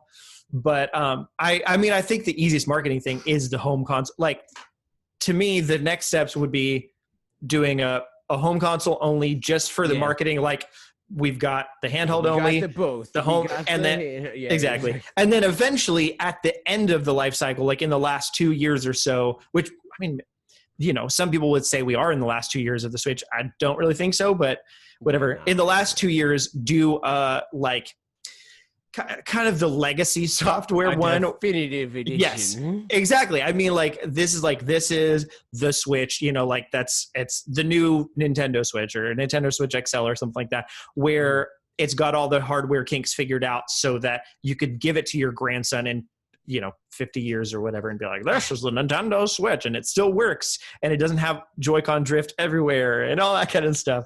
But it just doesn't make as much sense of a sell, I think, on store shelves to be like, this is the stronger Switch, exactly the same, but just a little bit better to me right now. So yeah, this doesn't. Where freaking Breath of the Wild drops to 59 frames per second, it stays at 60 on this one. Yeah, exactly. So, because that's the thing, they always sell based off of their first party hardware. I mean, software anyway. So, like, you know, I don't know. Continuing on. John Smith says, great video, but I don't see the possibility of a Switch as described. I think as in the last option, the Nintendo Switch Home, but this Wii U-ish one. The Wii U is radioactive. There's no way in the world Nintendo want the Switch to resemble that disaster. And from a marketing standpoint, it would be a disaster. The only route for Nintendo to go is a more powerful Switch. I wouldn't go back to a regular home console. Hey, I got news for you. I got some news for you, John Smith. The Wii U and the Switch, they already resemble each other. Sorry to burst your bubble on that one, but there's already a resemblance, and they even paraded that resemblance when they announced the Switch. Like, does nobody remember when they were like, it's the NES because it has 2 controllers, and it's the SNES because it has shoulder buttons. You know, like, they went through that whole thing, and they're like, it's the Wii U because, like, the screens and, like, that whole thing. Like, I don't think that they're shying away from a connection to Wii U in any way. Honestly, I think that, like, if they were to, like, double down, I don't think they would, because, like, technologically it just doesn't make sense and it'd be more money than it's worth. But I think that people look back on that functionality more fondly. Because, like, whenever we see comments, whenever we talk about stuff like that, or even when Mario Maker was about to come out, this game's not possible because it doesn't have the second screen. Like, just stuff like that. Like, people like the second screen functionality. I think the thing that killed it was just that it wasn't a second console. It wasn't something that they were like, I'm taking the screen and going somewhere. Yep. And also, I think the fact that it was just Nintendo in the same way as with the Wii, where they were like, hey, third parties, you gotta use the motion control. Like, sorry about it, but like that's just the way it's gotta be. You know, that kind of thing. I think the gimmicks on a Nintendo console can be great, but I think forcing the gimmicks on every developer isn't the best way to go, you know, which does make it hard, I feel like, because then, you know, then what if you're the only one doing anything with your gimmick? So like, I understand the desire to do that so that it's identified as that. But then if that gimmick ends up being bad, or like other developers just aren't creative enough to figure out good ways to use it, then like that ends up, you know, not working out as well. So I think with the Wii U, that was probably some of the case, and the fact that it wasn't as powerful. So like that made it harder to port to it, I guess, you know? And then also just that people, marketing wise, it wasn't that they didn't have something good to market. It was that they marketed poorly the thing that they did have, you know? So also like, it was kind of that they didn't have anything to market, timing wise anyway, because like there's a lot of games that could have sold people on like the concept of like Splatoon. If Splatoon launched with Wii U, right, it would be a whole different story. If Mario Maker launched with Wii U, it would be a whole different story. But because the only game that was like, this is why you want to have this thing, really was Nintendo Land and kind of Zombie U, I guess. There was no real reason to like, you know, get behind it, especially after Zombie U got ported to other platforms. I don't think it was as good, but in any case, I appreciate the comment, John Smith. I guess we'll find out. And here's the one that made me post the thing that I did. I'm gonna replace some words creatively as we go through. Arachnid Plays says, if they do not make at least a Xbox One or PS4 power system, it would be doing themselves a disservice. Not enough power equals no big third-party support. I don't care if it's only something for in-home. I don't give two doodles. If they don't have any more third-party games, they will very possibly fall off. All I want is Nintendo to make a normal Flarkin console. Who gives Quatsgobble about gimmicks? I don't give I'm trying to come up with fun words, but whatever. I don't give anything about if the Switch aspect was a good gimmick. No gimmick is good when it degrades the glorping quality of what you're using. If they didn't use the gosh darn portable goodness to begin with, they could have made a very possible long life console and sold it for not much more than the Switch itself. Goodness golly, just make it a good, powerful console. They tried that. It was called the GameCube. Didn't sell very well. I honestly, well, for one thing, most of this is just one sentence, so it was a little bit hard to follow. But then also replacing all the words was, was a task. Beforehand. Yeah, but this way you can see what I'm replacing, so that's fun. Yeah. I mean, I think, at this point, also, what I'll say is like, I definitely understand that conversation of the gimmick versus no gimmick, and also if the if you read the title of the video, or not even the title, just looked at the thumbnail of the video, commented this, and then left, this makes more sense than if you watched any of the video itself. But because the text in the thumbnail said next gen Switch. So like it might have assumed the actual next console rather than the just Pro one or whatever. But I think at this point they've decided that they're not going for just a powerhouse and that's it. I think they can't. And the thing about it is, like, as somebody that owns the same console twice because Xbox and PlayStation are the same console, I don't want three of the same console. Please continue to make your console different, Nintendo. Please. As somebody that just likes games in general, I don't want three of the same box. I don't. I mean, at that point, because all it does is, the only difference between them is the exclusives they get. It's like, hey, here's our game that our studios made, and that's it. It's the only reason to have and then outside of those, all the third parties that are on them, some will run better on one, some will run better on the other. So, I mean, sometimes it's usually PlayStation is better than the Xbox. Usually Xbox is better than PlayStation. But even just this last gen, that flipped when the mid-gen refreshes happened, where now whereas the Xbox PS4 is is stronger than more Xbox. powerful. Now the Xbox is stronger than the PS4. So, Uh-huh. yeah, I mean, it's so for the reasons you said, it being fun is definitely just a thing about the gimmicks and stuff. But like for the Pro Also, console, they're not going to like, switch their motto or their MO in the middle of the life cycle, you know? and I think this whole comment contradicts itself, because he's saying like he doesn't care if it's a quote unquote good gimmick. He doesn't want gimmicks. I got news for you, my guy.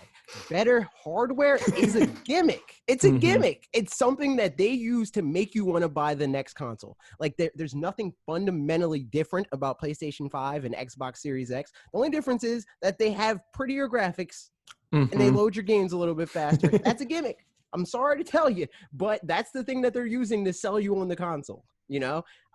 So the fact that like I think of a game that I'm going to buy and it's like, I'd rather play this on my Switch because I want to be able to play it wherever, whenever I want, and not have to think about like, all right, I think about atmosphere and crap, like do I wear headphones and like, freaking, I mean, you know, like, the thing with that whole thing, you know, I could just. It makes me think of like if we weren't talking about games and we're talking about listening to music, for example.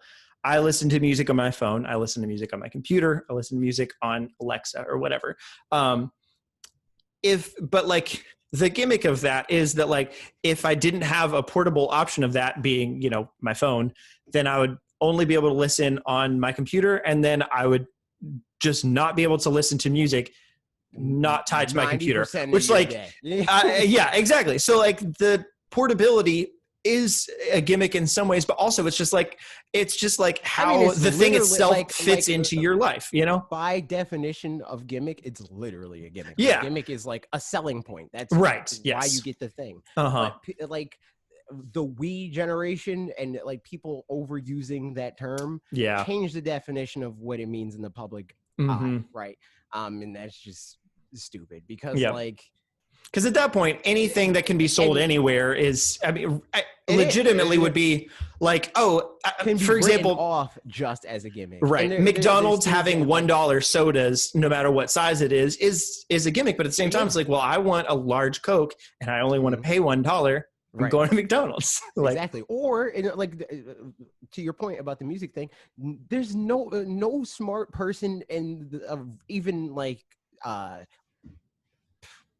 ancillarily like attached to the music industry is like, oh man, Bluetooth headphones, what a gimmick, because they know like, oh yeah, this is functional for these people, and then there's the audiophile headphones that are functional for these people, you know? And I use Bluetooth earbuds way more than like critical listening earbuds that headphones that I had to buy for college that I literally sold because I was like, I don't care about these. 4 different pairs of headphones for different reasons. Yeah. And that's just how products work, right? Like there's different functions that you use for different reasons. I edit different headphones than I use just to listen on a regular day. And then like these, when these die, I go to a different pair of headphones, or like, and that's how consoles work. Like I play different consoles for different reasons. So all that said, I would like the next, going back to what we were talking about earlier, I would like the next Switch to be as powerful as it can be within the market or whatever. So like, if that means they have to take a bit more of a loss on it, cool. You know, like, because they use something that's a bit more advanced or something that's, but that said, definitely not going to happen until the next actual hardware cycle. And so, you know, a mid-gen refresh or anything like that would be quality of life things, but wouldn't completely rebrand the way that they do anything. And at this point, I don't want to give up portability. I still remember being like playing the GameCube as a 14-year-old and being like, we're going on a road trip and I really want to, like, I wish I could plug this little tiny TV that I have into my car. Yeah, but like I couldn't play it. I wanted to play it in the car, and there wasn't a way to do that. But I wanted to. And now I can. So not the GameCube, but with the Switch. In any case, that was that. Here's the last comment, though. This one, coming back around to more happy, fun, creative things. Not that was, yeah, it was just a fun time. The Frosted Firefly says, I could see a Nintendo Dual Switch being a good next generation successor to the Switch, with games either being enhanced by the extra screen for inventory stuff or literally being made for it like what the DS had for its games. As long as it's implemented ergonomically, I think a folding screen is risky for something as heavy and as large as a Switch, but it could be lighter than its predecessor. Who knows? The more time that goes on, the less I feel like the Nintendo Switch will actually do a Switch Pro, and the more I think it might be smarter for them to ride out what they have for a few more years. You feel the less I feel like Nintendo. I think you said the less I feel like Nintendo Switch will actually do a Switch Pro. Probably. So the less I feel like Nintendo will actually do a Switch Pro, and the more I think it might be smarter for them to ride out what they have for a few more years and then simply make a next-gen Switch successor altogether when sales finally start stagnating. Nintendo do release a new model in the current generation. I think it'll be more geared towards the standard Switch model, however, just like the Switch Lite. There may be more focus on the design simply looking sleeker, including a brand new dock and colors that people can actually choose from as opposed to the same old black. Perhaps an even better cooling system, but I can't see anything beyond that. Of course, that's just my personal prediction. Nintendo always fires out from left field after all. It's true. It's true indeed. I don't know. I don't know if they'll do colors. I think I don't think they have the infrastructure for that. It's hard. I mean, because even Apple with their iPhones only has there are colors, but there's 4 colors of each type, and they sell hundreds of millions, of iPhones. And of course, you get cases and stuff for those, but I guess you can kind of do the same for Switch. I don't know. So it really is the problem of okay, we're going to make, I mean, it's like with merch or whatever, where you're we're going to make 100 t-shirts. We're going to have 3 XLs, this many whatevers. And then you end up having, there's fan bases. And I mean, they kind of showed as much even within Nintendo, but there's fan bases that just straight up don't buy certain colors, right. I remember Kind of Funny, who's a YouTube channel, Twitch and all that stuff. They can't sell white shirts. Nobody buys white shirts. They just buy the black ones. So why make them, so it's way easier to just be okay, what's the color that is the most neutral, that just sells to everybody? It doesn't fall off of the face of the earth after a certain point. All right, let's just make all of them that color, and then aftermarket people can customize their thing. Yep. So there's that. But you know what? That's about it for my video. I appreciate everybody's comments. Y'all did great. And go ahead, and if you have some free time, feel free to read through everybody's comments there. There's some very interesting ones on one side or the other. It's a fun time. But AJ, you made a video, and I thought it was a very fun time. Thanks. I knew it was either going to do really good or really bad, and it did really bad. But who cares, dude? Yeah. You never know until you do it. It's true. It is very true. I made a regular Switch video, and it would have did fine. But I wanted to try something else, see if we could do more stuff. Yep. Now I know that we probably shouldn't. Yeah. But in any case, here's some comments that other people left. First of all, I'm going to also, maybe people will put in ideas that I mentioned. So I'd sent you some random ideas that I had, and you used some of them kind of. I think I used one. I think the Luigi's Mansion one. Yeah. So I'll save my other ideas and bring them up in a little bit. I was going to see, but and I'm glad I did this, because with everything and other ideas that I had and stuff like that, even the ones that I just glanced over in the video would have been 25 minutes long. Oh, but yeah. It was not worth making that video 25 minutes long. So I did not. Good call. So, and now we just have more fun things to talk about here. So you'll get to hear some fun ideas that we had for rides. Carlio the Unicorn said, video games, but in real life. Such a tough decision for introverts. It's true, and I think that has a big reason why this didn't do great. And I wasn't even thinking about like how many people actually are going to be able to go to any of these parks. Oh man, for so long, yeah. Just that, like even like removed from that, just like Yeah, how that's many true. people are going to be able to travel to these parks. Like, there's no guarantee that like anybody that watches our videos live anywhere near any of the places. Like Mega Man even said, where he's like, man, like being in New Zealand or whatever, right? Like they don't have parks. Yeah. Any like Universal parks and stuff. Yep. So yeah, it's like I was just thinking of this from my end, where it's like, yeah, I'm reasonably close to Universal Studios Florida. I can get to Universal Studios Hollywood relatively just as easily. And Japan is like if I'm going to go to Japan. You know, like there's multiple reasons to go to Japan. Singapore, I don't know. I don't know if I'm going to go to freaking Universal Studios Singapore, but like, hey man, whatever. But I'm pretty sure at some point in my life I will see those other three. So I was like, yeah, I'm down to make a video about this. But other people, like, they might not care because they're just not going to be able to even go to them, even if they want to. Yeah. Even then, though, I mean, I feel like it's hard to sell maybe on this kind of video, but like, it's just fun to think about. Like, but also that's just the way our brains tend to work anyway. I don't know. I only know me. I don't know other people. So for me, it's fun to do the like, this game could be this like with this IP or whatever. Exactly. Yeah. Like some what ifs are so fun. Seen, what ifs make them mad because they're like, man, this is either cool or dumb, and I can't actually touch it or see it or whatever. So I don't like it. You know. Yeah. But for us, it's like, you know, it's like the freaking like lunch table discussion sort of thing. Like, man, wouldn't it be cool if so and so did X? You know, like. And that's just they could do X. That's so true. Like, this would be cool if they did this thing.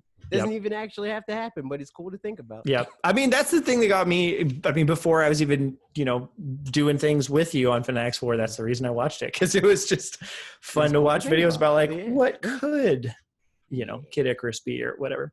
So more comments. John Francis says, so explain stuff. Number 1, I've been watching a lot of these right as I fall asleep or right as I wake up, so that explains why too. Number 2, I'm on painkillers, so bear with me if this makes a little sense.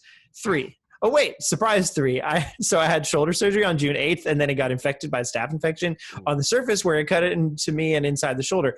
Inside the shoulder and caused me a lot of pain, which is why I'm on painkillers. Not an addict, promise. I get doctor and parent notes.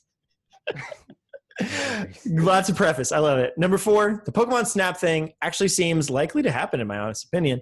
And AJ, you hit how I would do it. VR makes so much sense. Not much to say.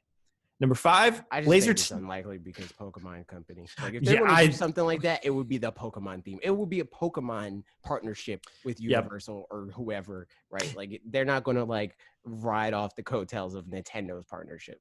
Am I wrong to remember that there is supposed to be some specifically? So, okay, like here's what I think there is something like that. I think it was no, well, I was going to say at Universal, and I could be wrong about this, but I want to say that originally Nintendo was going to take up what will have used to have been the Simpsons area, but then they purchased a whole separate plot of land where they're instead going to have this really big Mario or Nintendo land area. But instead, they're going to make that original part that they had blocked off for Nintendo specifically a Pokemon area. And that's because it's like in the kids section or whatever, which means probably no Pokemon Snap VR because it's in the kids section. But I want to say that that's what I remember. So maybe an actual Pokemon section. Wait. Universal Studios Orlando Pokemon theme park planned for 2020. Is this doesn't seem real? Well, definitely not for 2020 anymore. Man, I think I see where you got that from. The Pokemon show was be added to Universal Orlando's Kids Zone, according to the report, joining other popular kid-friendly characters. But where is this coming from? Like, who originally reported on this? Where's your source, random blog site? Source, WFTV9ABC. All right, well, who's your source? Is that, you know, there's spitting facts. You know, there's smoke here, but I'm not seeing any fire. So I don't know. We'll find out. Who knows? Continuing on, John Francis says, number 5, laser tag but Metroid themed. Again, would not surprise me to see it. Very logical. Number 6, I think more this is Nintendo way stuff. more likely.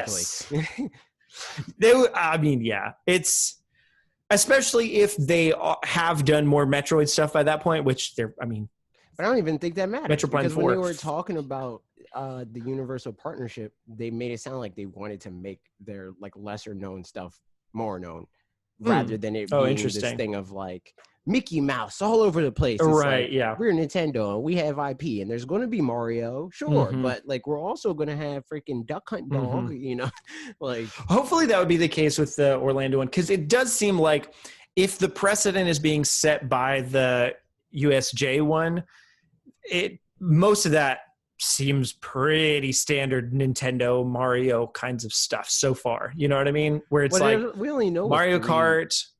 There's Mario Kart. There's the Yoshi thing, which Yoshi is Yoshi. You know, like Yoshi. I feel like it is fine, right? But I feel like still enough people think of Yoshi as an extension of Mario that it's still like within the, you know, even though Yoshi as a standalone IP isn't as like.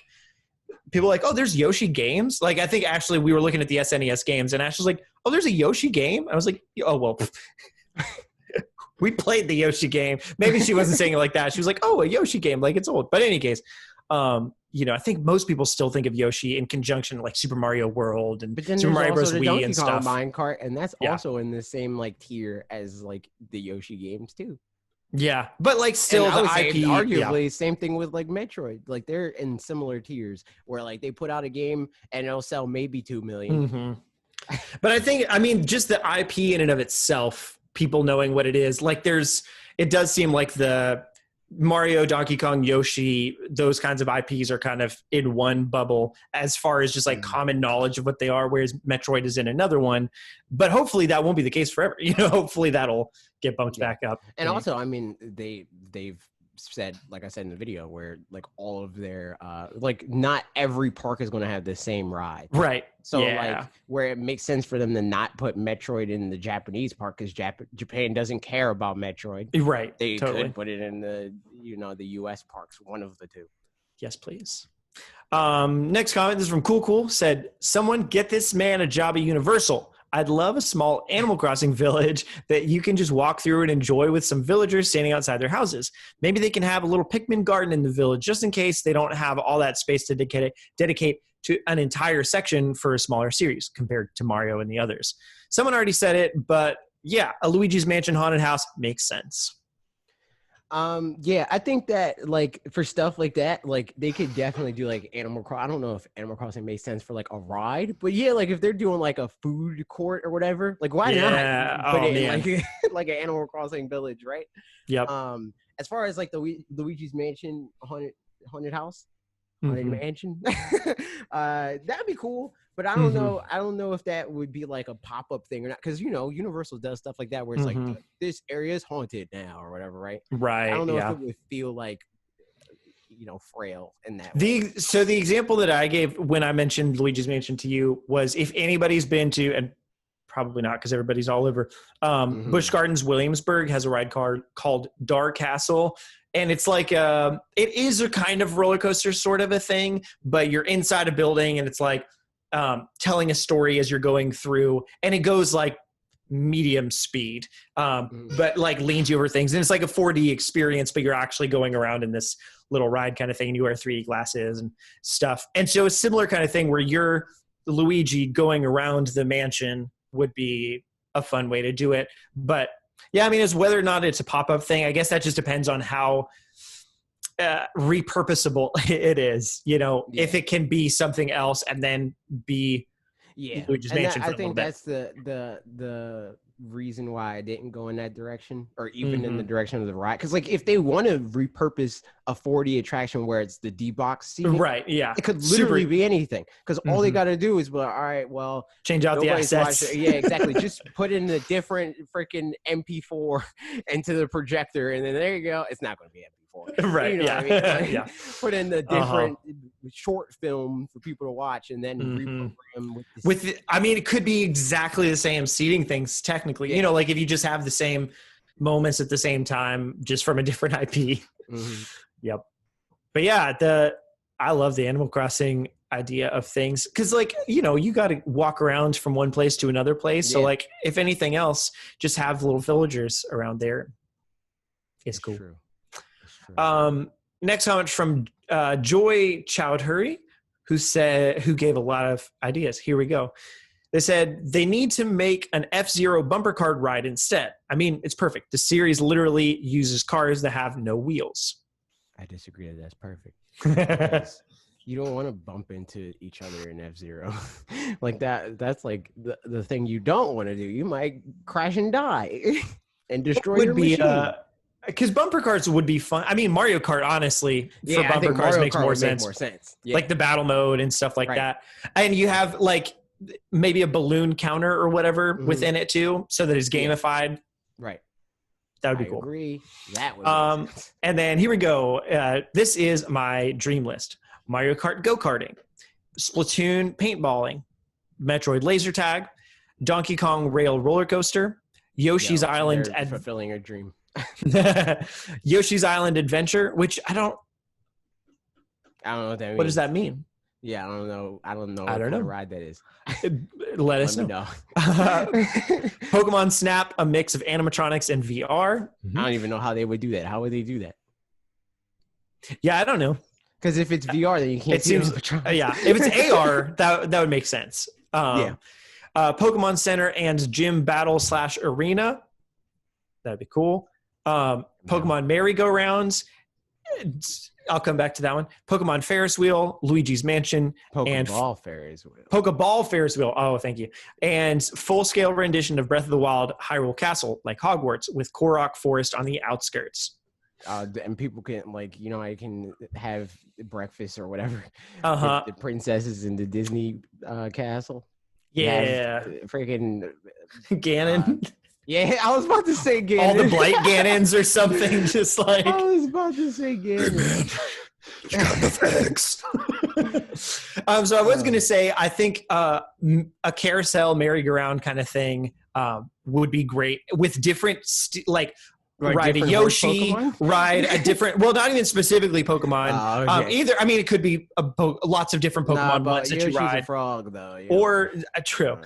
But, or on the other side, have just general Nintendo one where you ride all sorts of different things that you'd be riding within Nintendo. So, like, Yoshi, Epona. That could just be a Donkey Kong ride because there's so many rideable. Exactly. But, like, just throw all of them in there. There's the ostrich. There's Kirby's Star from Air Ride / just also Kirby in general.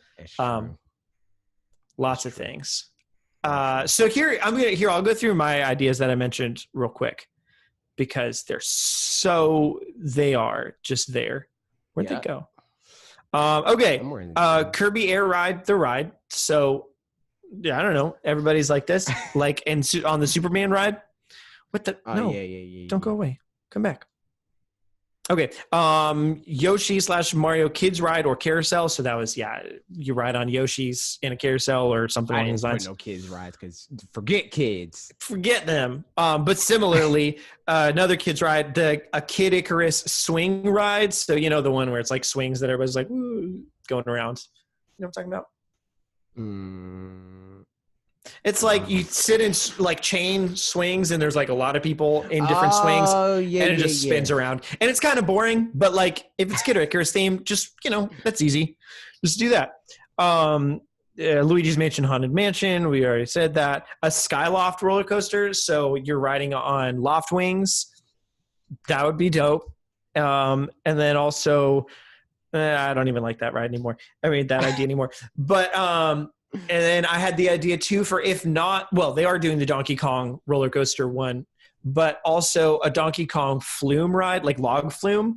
Cause that is, that's like where you're sitting in the log, like a water ride where you're in the like log things, something like that. So I said that. And then the other kind of quotation mark of ideas is the Nintendo arcade kind of thing where you do things like, there could be, like, things like 1-2 switch just set up, but in kind of more boxed off ways. But then also what I would prefer is again, I use Busch Gardens as my reference point because I've been there so many times. But Busch Gardens Williamsburg has, in one of their arcades in the like snowy area of the amusement park, there's like a skiing ride. I don't know if it's there anymore, but there was a skiing ride and there was a skateboarding ride where it's pretty much like you're on a Wii balance board, but then doing like ski jumps and skiing around and stuff. And same for the skateboarding. So do some of those things, but like with 1080 and other ones, you know, and do some balance board games. That's my ideas, like an arcade with things and like, you know, a Mario Kart actual racing thing. Yeah. There it is. See, the thing is, like, we know names. Like, this is the IP. Yeah. And it's this kind of thing. You know, like, we know it's a Yoshi ride, but we don't know what it is. The closest thing that we know, like, okay, it's this IP and it's this kind of ride is the Donkey Kong roller coaster. That's the thing that we don't even, like, you know, there's no visual representation. Yeah. It's tough. So there's that. Then we got one last comment on video. Chef Boyar P said they just need to make a Pokemon Center, and the Pokemon Snap can just be a scavenger hunt where the Pokemon statues will be all over the park/studio. I can't see them doing that, man. It's too much Pokemon, and I don't think that I tried to be like cognizant of space. I didn't want to be like, and they need to do this roller coaster and this, because then it might as well just be Nintendo Studios, you know. It's like they don't have that much space to be putting all these huge rides all over the place. And I don't think that there's going to be, unless they do the Kid Zone thing or whatever, I don't think there's going to be a Pokemon area. Like if they do Pokemon anything, it's going to be one thing. It's like, yeah, we also make Pokemon. Yeah.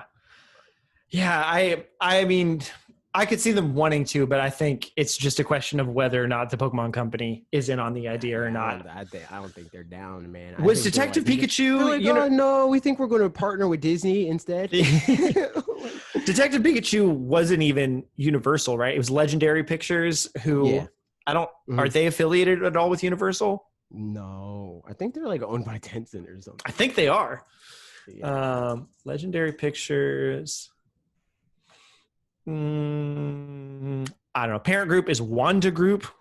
No clue what that is. And subsidiaries, I don't know. It's a bunch of stuff, you know. Yep. But that is a Chinese thing, so whatevs. Yeah, it is. So that's that. Any last thoughts on your video and those things? Makes me sad, you know. What does? That we can't just talk about theme parks. Yeah. Rip. No, I know what you mean. Because hey, all of yours, here's stuff that AJ and I talk about on the side sometimes. Just like wanting to, knowing like what our broader audience, like we know that there's a dedicated group of people that'll just watch whatever, anything, and we love you guys, and that's the best because you just care about the ideas that we have and the videos that we make, and that's just fun to have that kind of community. But we also want to know what really applies to, and what the broader fan base past that does subscribe to us but doesn't watch every video, what would be like. That's what they subscribe to us for. And then also past that, what would anybody else want to watch? And we're not going to like do stuff that's not what we want to do, but we do so much variety of things. It feels like that, like, and there's so much stuff that we think like we'll have multiple ideas where one of the ideas is bound to be the thing that fits everybody in the middle of like the casual fans and like the people that watch us regardless of whatever we make and stuff like that. Everybody could be happy, but we don't know what that is unless people tell us, you know. Yeah. There's only people that voice to us what they want to see are the people that will watch us talk about whatever. Yeah. So yeah, that's just tricky. And the goal in the long run is that like there's enough people that just will want to watch whatever we make anyway. But that's, It's true. But at in this the meantime, point, we got to make as much stuff that everybody will watch until we build that audience. That otherwise, convert enough of the people that just watch that stuff. Yeah, because otherwise YouTube specifically in the context of YouTube will punish us for doing poorly on videos, and then we don't have longevity. There's no videos like, and I know that there's people that like videos like this, but there's no videos about it. So instead of YouTube being like, oh, well, we'll service this to the audience that's looking for this thing but hasn't seen it yet, they're like, oh, your specific audience that watches you for this thing, these other things doesn't like this video, so we're just going to murder it. It's just like we're not serving it anywhere else. And that's just like, ugh. Yep, it's true. But in any case, that said, here's Q&A, you know? It's true. Let's get into it. We already answered Cool's question from YouTube community. We did. So we'll keep on going.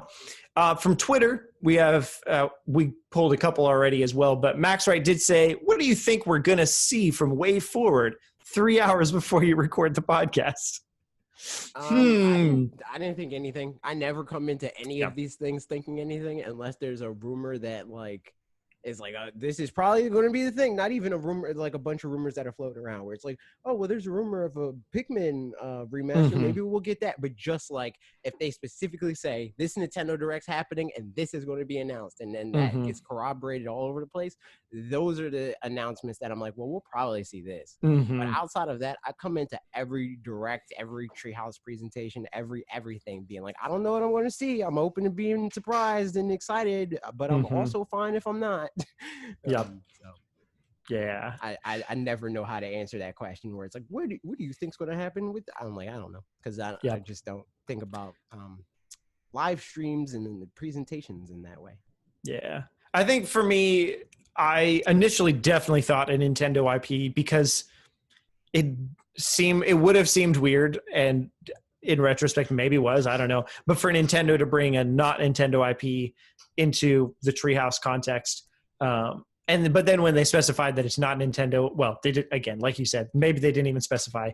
That was what they were trying to specify, that it wasn't a Nintendo IP. But at that point, I was like, oh, I have no clue. Yes. I think they got the message across because there were loopholes there. Yeah, people don't overthink everything like I do.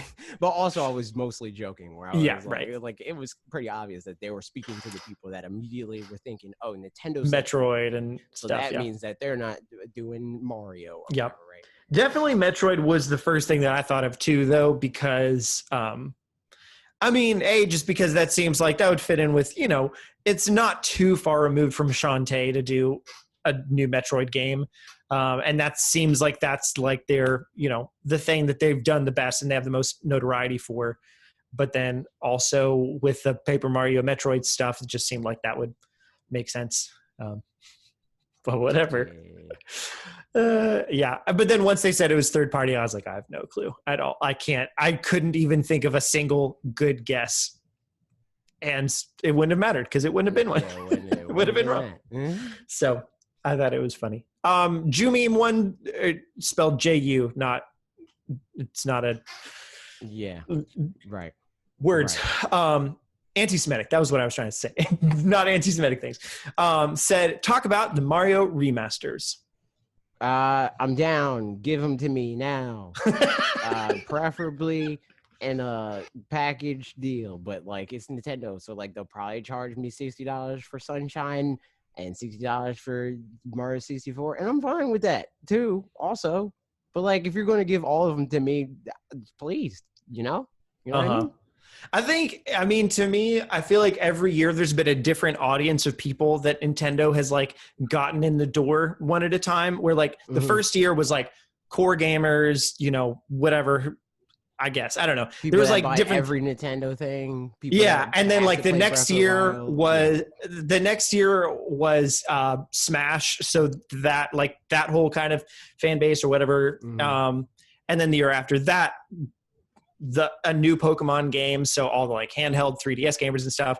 But then now it feels like the goal for this, whether this is their intention or not even, is that the Mario remasters to me is going to bring in the audience of like... It's going to bring in the babes, the one that like NC4 games. I mean, pretty much, yeah, and like, parents that are like, haven't wanted to spend money on a Switch and stuff because they're like, I've got kids and all that. But like N64 was their jam. Like that was like, you know, what they remembered growing up on and stuff. And they're like, oh man, all right, I guess I'll bite the bullet. But Because also now I can Animal introduce it to my Crossing, kid. Also that. Yes, also, right. Literally, that's the only thing they need to release this year to sell Switches. Yep. So I think Mario Remasters, I think they'll be great. That's the hope, you know. Here we go. Well, I mean, if they're going to happen this year, we have to find out about them pretty soon. Probably. Do we? I mean, I can't imagine. Mario's Mario. Yeah, but like not knowing about them before, I would think before the end of August, which is like that's still a ways away. That's 2 months. But I feel like before the end of August, we would need to know about them. I don't know that.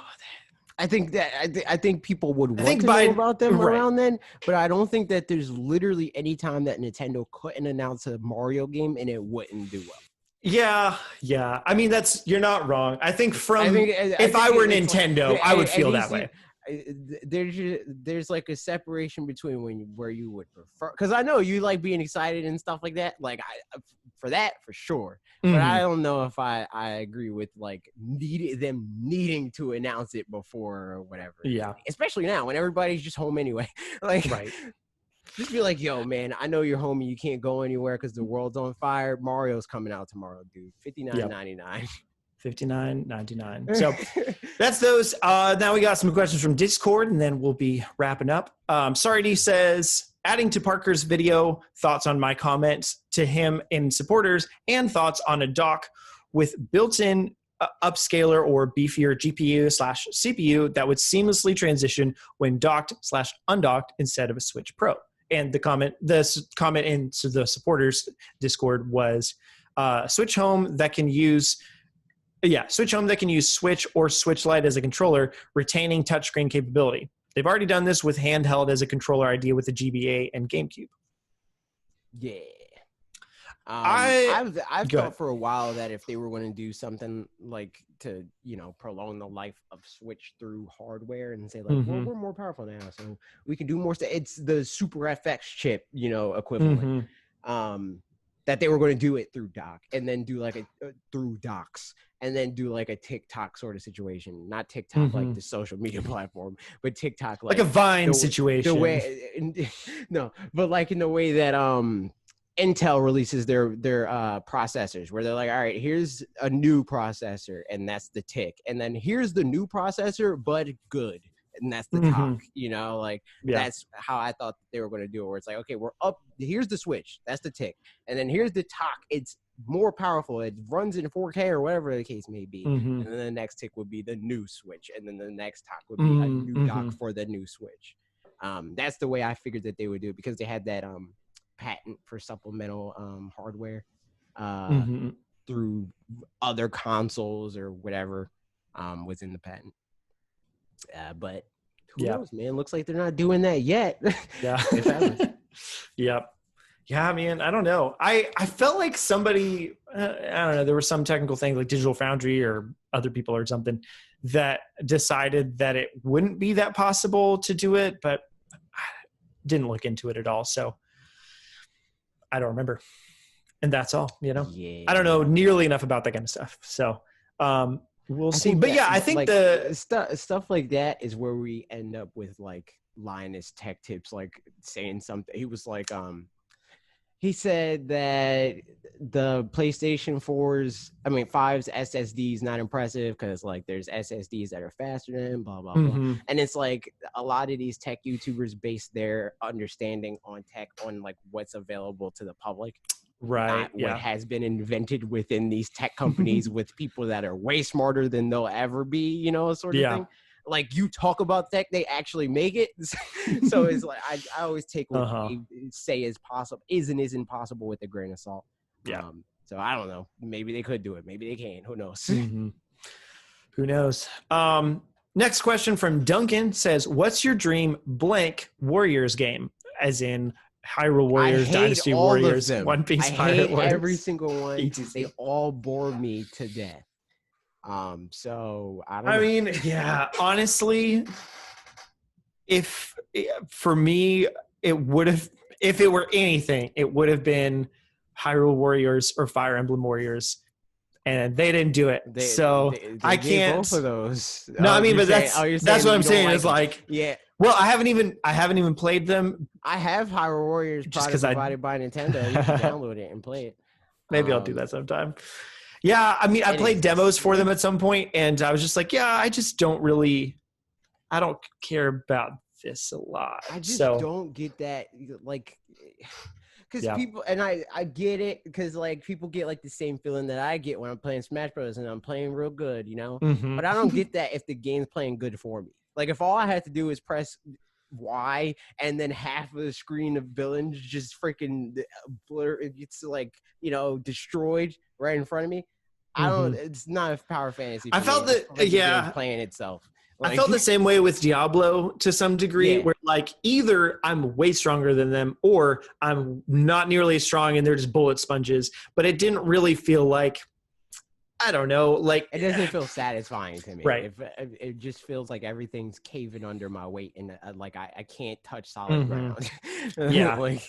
So. Yeah, and I think the whole like, because obviously part of the strategy with the Warriors games, to my understanding too, is that you're going around trying to clear out these areas, and then other people are coming to this other area, and you have to go back to it and like make sure that, you know, everything's staying cleared and all that. And that feels like just a lot of stuff going on at the same time, which is weird dichotomy of like the individual combat itself feels very like this isn't not a lot's happening right now. I'm just mowing down people. It's like, but then the macro thing by the combat, but overwhelmed by everything around it. Yeah, like, and not in a way that I really feel like I care about. In a annoying way. You're right.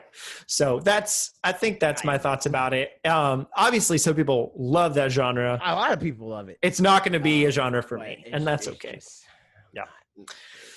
Next question comes from Kushal, who asks, when do you think the next Wario game will come out, and what is your preferred Wario series? When? I'm not sure. I mean, if they're going... Wario is like the type of thing that they could just drop whenever they want. Yeah. It seems like they have... They could drop whatever they want in the way that they can with Mario, but it doesn't seem like a thing that's like, well, we need this every 6 years. It's like, we feel like making a Wario game. We'll drop it in 2023. As far as my preferred series, probably WarioWare. Because Wario, like, they already have 57 platformers. I don't need Wario World or Wario Land. Like, I'm fine. Interesting. I would probably say, honestly, I've barely played any Wario stuff. I've never played a WarioWare game. And I'm looking at the timeline of it. So 2003, 2004, 2005, 2007. I think the last 9, one was in like 10, 13 or whatever. Well, the last one was WarioWare Gold. Oh yeah, true. WarioWare Gold, but WarioWare also product provided by Nintendo. That was more of like a collection of compilation sort of deal. So it seems like they kind of have fallen off of the WarioWare series in and of itself, and Wario Land also they've fallen off of. The last Wario Land game was Shake It, I'm pretty sure, which was on the Wii in like 2010. So it's been a hot minute. I would have said I kind of expect it does seem like they have at least one WarioWare game per console. So I'd expect within the next, 2021, 2022 that they'd have a Switch. Because it's got so many gimmicks in the first place as far as, like just all the Joy-Con stuff and the touchscreen things. Like it's got all the right ingredients for a WarioWare game. But it obviously isn't there. Maybe that's why we haven't seen it yet. There's just so much, and they're like, dude, we want to use everything. That's right. Every single thing. So I'd probably... This WarioWare game's been in development for approximately 7 years. Of that said, even having played very, very little Wario Land, I think I'd say Wario Land probably over WarioWare for me personally. How dare you? So there it is. We already have 57 platformers. We don't need another one. We do. Cowboy asks, what franchises... To what? To which one? Which one of those things? All the above. All the platformers is what I meant. Platformers, and we need 58. Correct. Cowboy asks, what franchises do you want to see Nintendo revive next? Please list your top 3 for each of you. Number 3, Pokemon Stadium. What's your number 3? Oh, number 3, going back.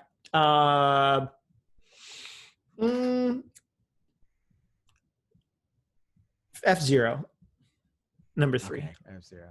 Yeah. Shout out Falcon. Yeah. Number 2, Ice Climbers. Oh, man. Yeah. I seriously want an Ice Climbers game. I know. It would be great. Not even because Ice Climbers is good, because it's not. Like the IP, but it could be, Nana and Popo are just neat because Smash. Yep. Like every other Smash. franchise they revive because Smash. I'm gonna let Nintendo listen to you for your number 2, and I'll pick a different one just to not copy it. But I don't know. Does Metroid count because they are already bring back like I don't know. That's quite a revival. It doesn't count because they already did a 2D Metroid game in the last 3 years or whatever, and they're doing a 3D one. So like, it doesn't count. Does Star Fox count? Because I'm gonna say Star Fox. Yeah, Star Fox counts. I think. Okay, Star Fox. Okay, number Fox. 2. So number 1. What's number 1? Number 1 has to be like something else that's also like obscure. Or relatively obscure, like something I haven't done since the freaking SNES or some crap like that. You can use my number 1 if you want. We can both will it into existence together. Yeah, just take a guess. Oh no, I'm not saying freaking Golden Sun. No. Yeah, it's Golden Sun. So there it is. You can say Advance Wars. I don't know. That's one that exists. Yeah, but we already got Fire Emblem. It's true. Yeah. Kirby. I'm saying Kirby. I was about to say, Kirby. 3D Kirby. Yep. 3D Kirby. I guess there's never really been a 3D Kirby game other than I know. Right? Yeah. Yeah. Mm-hmm. Rip, dude. Yeah, I don't know. I'm really curious if that's possible to be. What does that even mean? Yeah, I don't know. Well, what is that impossible? Is it possible to be good? Yes, it's possible to be good. 3D what type Kirby. Of question is that? I'm mostly thinking the jumping and floating mechanics and stuff like that would make for an interesting time. I don't know. Yeah, man, but you can limit that. Mario can float in a lot of his games. It's true. Yeah, I know. There's that. There's our top 3, Cowboy. Hope that satisfied your answers. Hope that you got to enjoy hearing me say Golden Sun again. And then continuing on, last question. And this is from Duncan, who says, how many copies of Bakugan Champions of Historia are you pre-ordering for you and your loved ones? All of them. As many as are necessary. Sure. So there it is. The same amount that I'm pre-ordering for Paper Mario, which is none. I'll buy it when it comes out. That's true. You getting that digitally? I don't know. Probably. Me too. Probably. Most likely I'm getting it digitally. Yeah. When I buy games, it's like 12:15 a.m. the day it comes out, and it's like, I'll buy this. And then yeah, pretty much. There it is. Well, guys, that's our podcast. Thank you so much for hanging out. You know all this stuff. We don't need to tell you. Comment, subscribe, watch my Universal Studios video, show it to your grandma. She probably likes Universal Studios. She would. Mm-hmm. That's it. Bye. Bye.